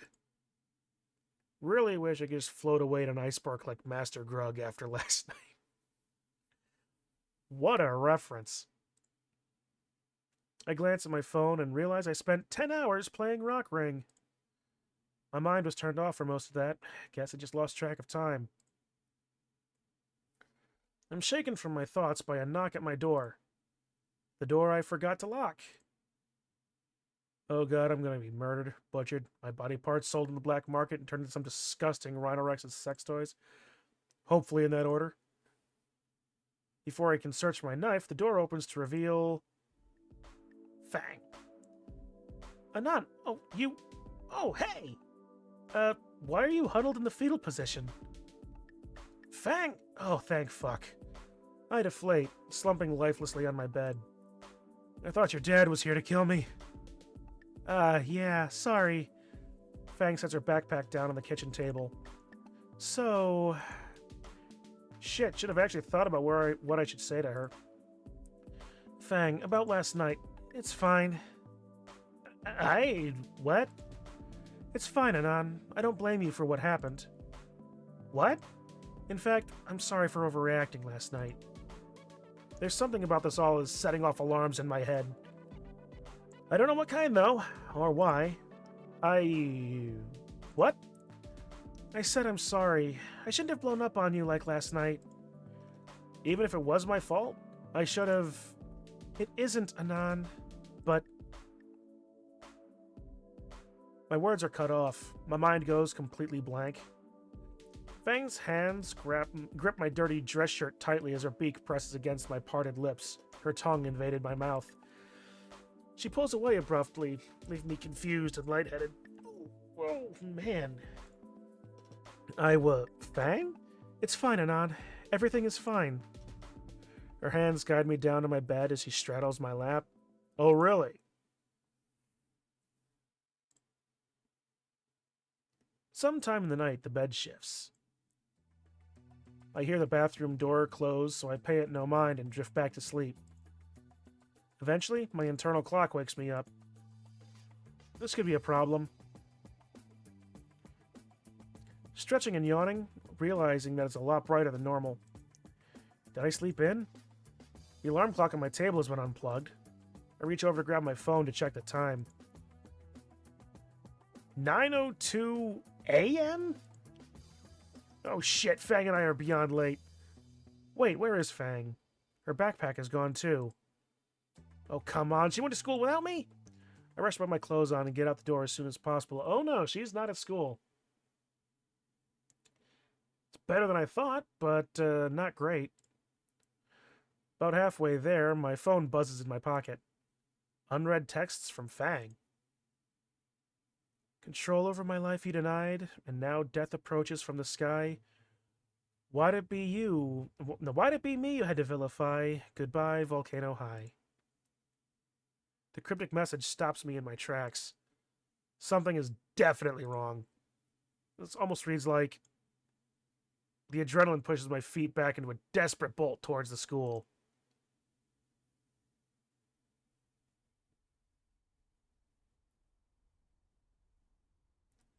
The whole time, my mind floods with horrid worst-case scenarios. I tell myself I'm just worrying, but my mad sprint betrays the lie. As I approach the school, I notice a crowd through the haze. Surely it's just a drill? The deceit is shattered when I see the crowd consists of students huddling and crying, with teachers quietly making sure everyone is accounted for. Where's Fang? She has to be in this crowd.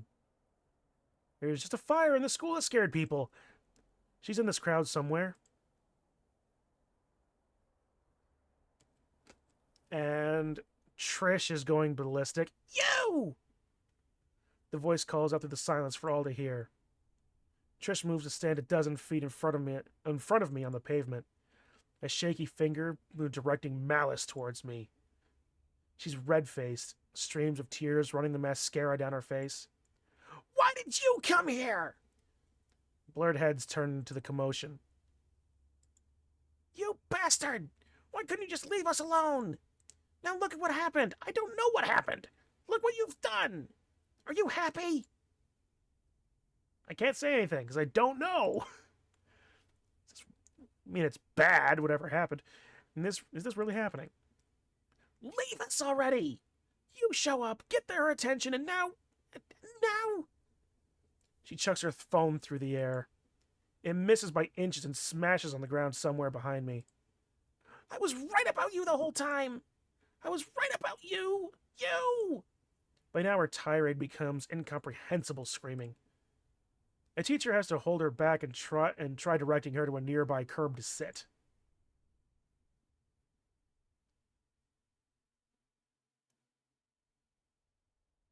I don't have time for this.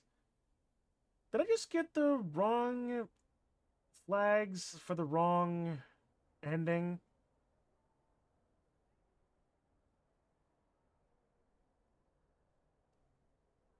How is this the bland and boring one?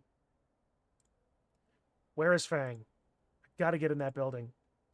I turn around and dash away into the fog as Trish is being consoled by a group of students.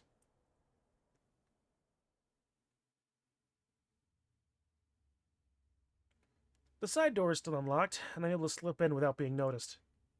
The halls are silent, despite it all. My footsteps clatter through the empty halls. It's third period now. Fang always talks about having to deal with Naomi and Econ. That's not on this floor. Fuck. I pause when I reach the stairwell upwards. I can't say for sure what, but my instincts are screaming at me to not go up. Turn back now. I can't. My hand lightly glides along the handrail while I cautiously cross the stairs to the second floor. The first thing that hits me is the smell. That electric, almost metallic stench of wet ozone. Oh. I've never been in a real fight before, but even so, it's a smell everyone instinctively knows. I couldn't tell what sound I made, because frankly, I don't remember. All I will ever remember from this is the sight of my former classmates splattered across the halls like bags of waste. Oof. Okay. The spills and trails of blood tell the story of their final moments. Two were trying to run and still remain face down in their final resting places. One slumped from a locker, smearing his remains all the way down like a puppet string. And the last one, who tried fighting back, now clumped in the middle of the hallway soaked in the collective pooling blood. It was Nasser. This isn't real. None of this is real. Oh, yep, there he is. Just having a nightmare after last night's episode. That's it. Things are just fine. I'll return to reality soon.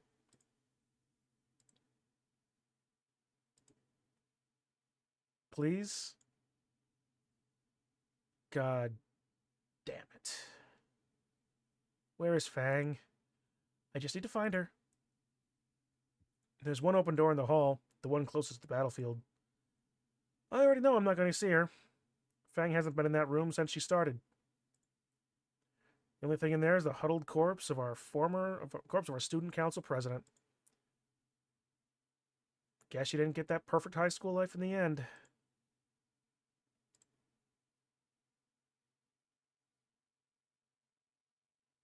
You sure we didn't get the numbers mixed up there, memes? The stairs. There's only one place she can be. One place where she'd go. When I turn back to the stairwell, something makes a wet thud behind me. Somehow, Nasser's still alive. He's moved his arm in my direction. He still has the strength to move a bit. His eyes meet mine for a moment. Disappointment. Sorrow. Mourning. I can't focus on him. He's got seconds left. Anything I tried would be just a waste of time. His hand makes a wet slap against the hard tiles one last time while I start up the stairs. Somehow, the remaining 2 flights of stairs have gained another several hundred steps. I haven't seen who it was yet. It might not be her. You know well it can only be her. How could I have known this would have happened? This isn't my fault. You had just as much a hand in this as she did. Fang isn't here. She's at home being grilled by her father for seeing me again. She's behind that door with a loaded gun. How long have I been standing here, staring at the doorknob? How much longer could I get away with putting it off? As it is, it's not the worst case scenario. Isn't it? Even if Nasser and Naomi are gone, there's a chance it's not Fang up here. I'd rather just stand here forever, relishing in the possibility that there's some hope left. It is Schrodinger's problem, after all. However, time stops for no one. Not even me. The police sirens have been outside for a while. I can't ignore them any longer. I owe Fang this much, at least. The doorknob is still cold in my hand. I turn it and exit to the rooftop.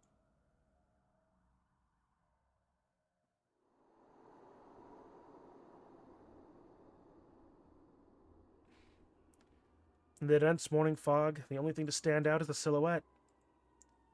One that I easily recognize.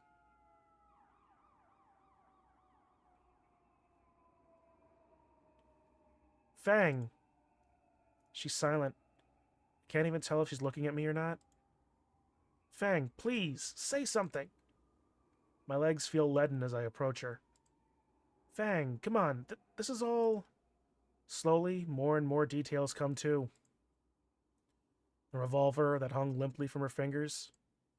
The splatter of blood on her pants. Her wings with multiple bald patches on them. And the sound of her ragged breaths. Fang! My fingers brush against her shoulder.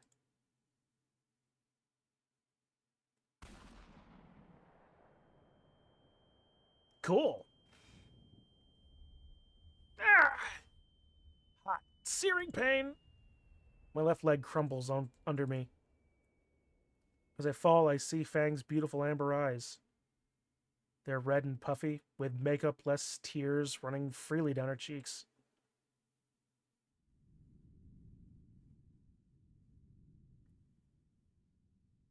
Anan, why are you? Fang, why? You weren't supposed to be here. You shouldn't have come here. Fuck. Because I love you. I struggle to balance on my left leg. The hole in my shin dribbles blood down to the floor. I don't care, though. I hobble forward. Fang steps back. Oh, good. Memes? Stay back. The revolver clatters against the concrete, spent on ammo. You did all that with 6 shots? Fang, please. A painful step forward. Man, the writers actually do know what they're doing here. She takes another back.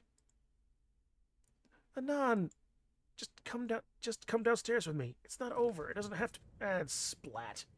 With a crunch, my shin gives out completely, lurching me forward onto my hands and knees. I have to keep going, even if it's on my knees. I can feel myself slowing, my thoughts cloudy. The blood loss. The pain is so intense. However, it brings some clarity to my mind, enough that I can drag myself forward. Please, come down with me. Oh my God, stop! The sharp bone pokes and tears through my leg muscle. I briefly look behind me. The trail is spilling out and making my other leg wet. Bile rises up in my throat at the sight. I swallow hard and look back to Fang. I have to reach her. I can still fix this. I can still save her. Step forward, step back. Fang keeps backing away as I try to get closer, remaining out of my reach. Fang stops and catches her balance. Her foot is halfway over the edge. We've reached the edge of the rooftop. End of the line. Fang, look at me. Her head shakily turns to the concrete below to meet my eyes again. Back away from there, please. It's not over. Stay with me here, please. Don't leave me alone. We stare for an eternity, all through the police's screaming below. Fang looks down below once more, down the 3-story drop to the walkway below. The walkway we'd passed through so many times to get to classes without a second thought. The walkway we cross daily with our friends through all our trials. Please. They said that she didn't have mascara on. She looks to me again, less shakily this time. The sides of her mouth curl into a warm smile. The last of her tears fall.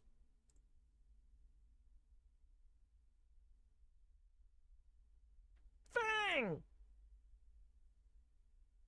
Yep. Nice lazy cut, by the way. I can't look over. I don't want to see it.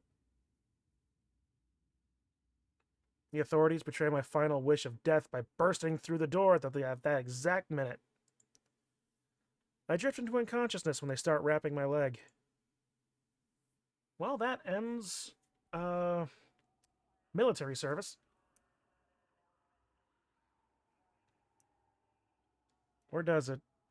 I suppose we'll find out. 3 weeks pass. Probably. All I can remember is the sterile hospital room and an endless lineup of reporters. The whole incident made national news. Apparently, I had become the brave soul who took a bullet to stop a school shooting.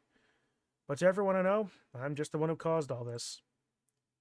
After I refused to answer the constant pestering enough, I was finally left in blissful solitude. I expected a visit from Spears or Reed, Stella, or someone, but they never came. I got discharged just yesterday. I need to stay in a crutch for a few months, but that's hardly the wound I'm worried about.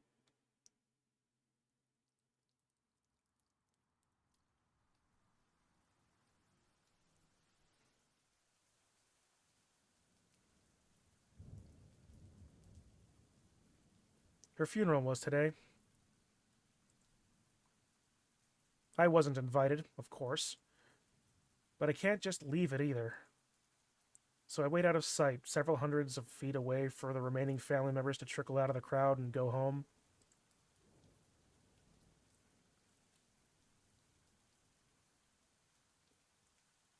The last figure lingers for over an hour. If anyone, he's the one who deserved this the least. He was right the whole time. About me. And here I am, defiling her grave with my presence. Eventually, he too leaves.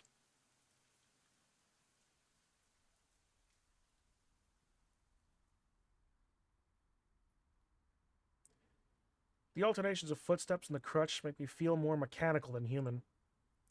Then again, that may be true regardless of having a crutch.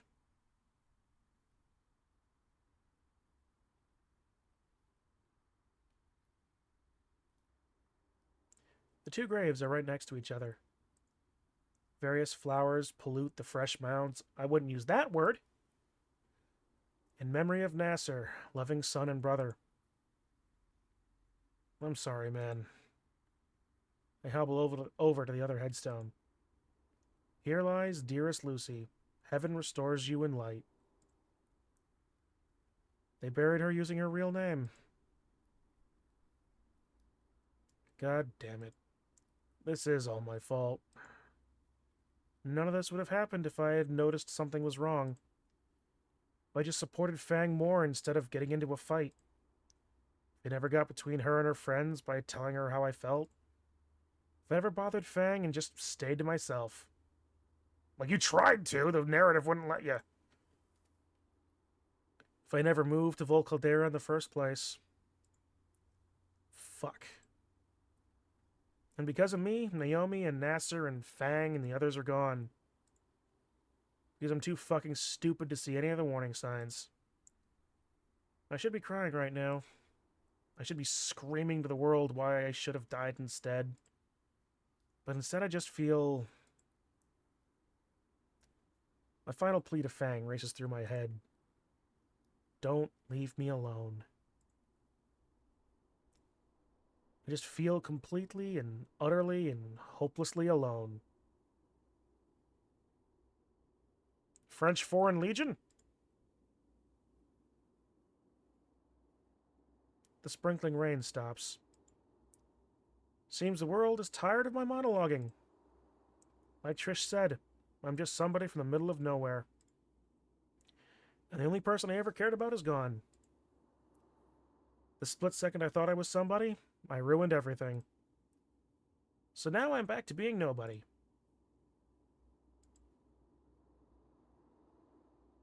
It's better this way.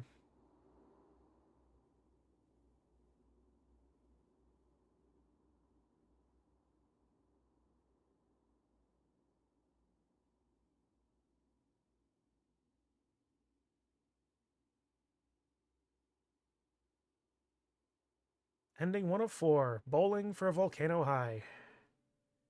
Alright. Well, we've done 3, 2, 1.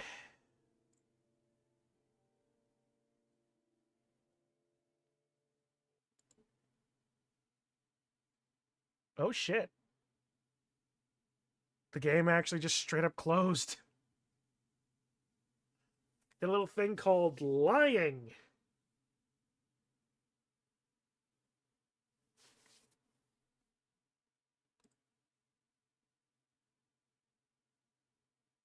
You son of a bitch.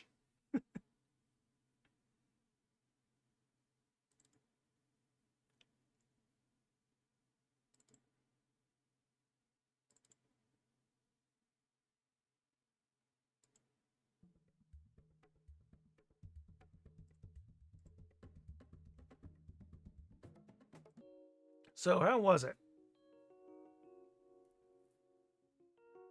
On one hand, yes, I was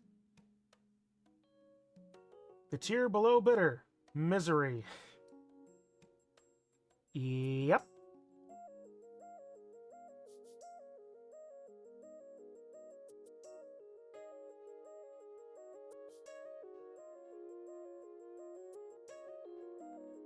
It's definitely a thinker, isn't it?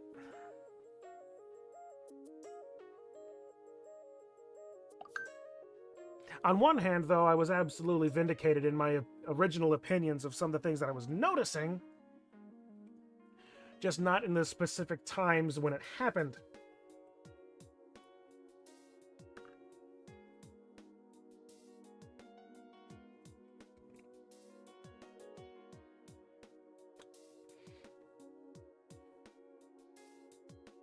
But yeah, I'll be perfectly honest. It's impossible to say that I liked that ending. It really is.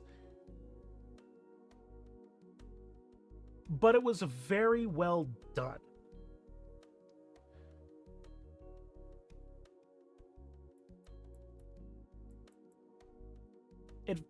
The whole series of events felt that they were absolutely following through on the logic. God damn it, it's been 4 hours. I don't want to end on that.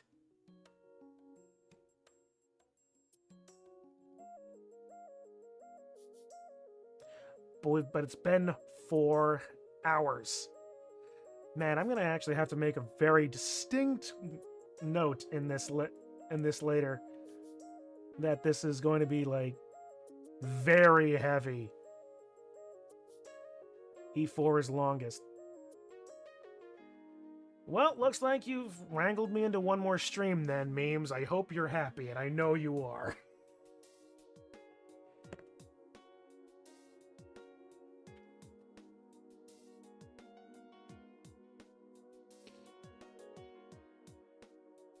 Ugh.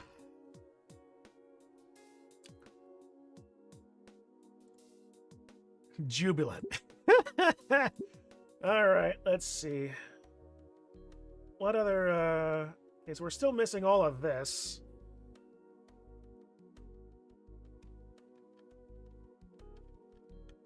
And all of this. Whatever all this is. Which is probably going to be the whole thing of the other, gonna be the rest of all of this. And that fourth ending.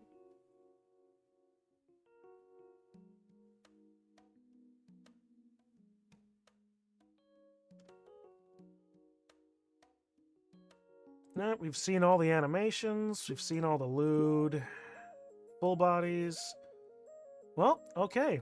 And that's the case, then we got 4 more full bodies, which is probably going to be the last ending. Work time, you're gone. Well, if that's the case, then we will be heading out shortly then ourselves. But Memes, again, thank you for the game. It's been a thing. It's definitely been a fun one. So, yeah. You enjoy your time at work, and the rest of you, assuming that you're watching on the VOD later, that was heavy. I'm not gonna lie. That was very heavy. So, I'm gonna go find something a little bit more cheery to do. I hope you do too.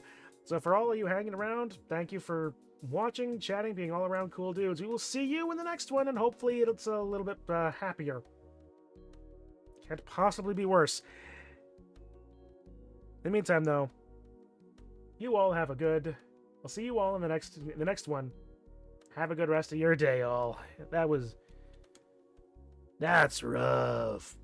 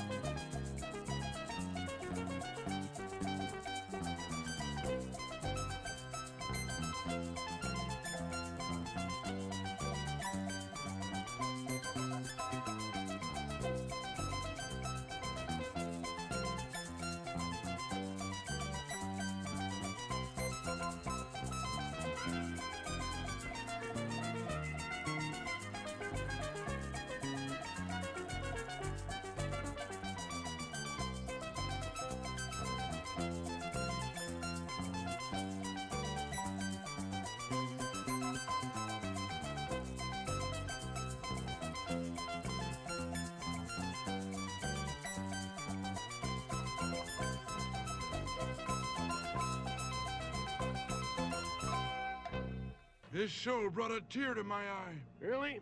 Yeah, I'm sitting on a tack.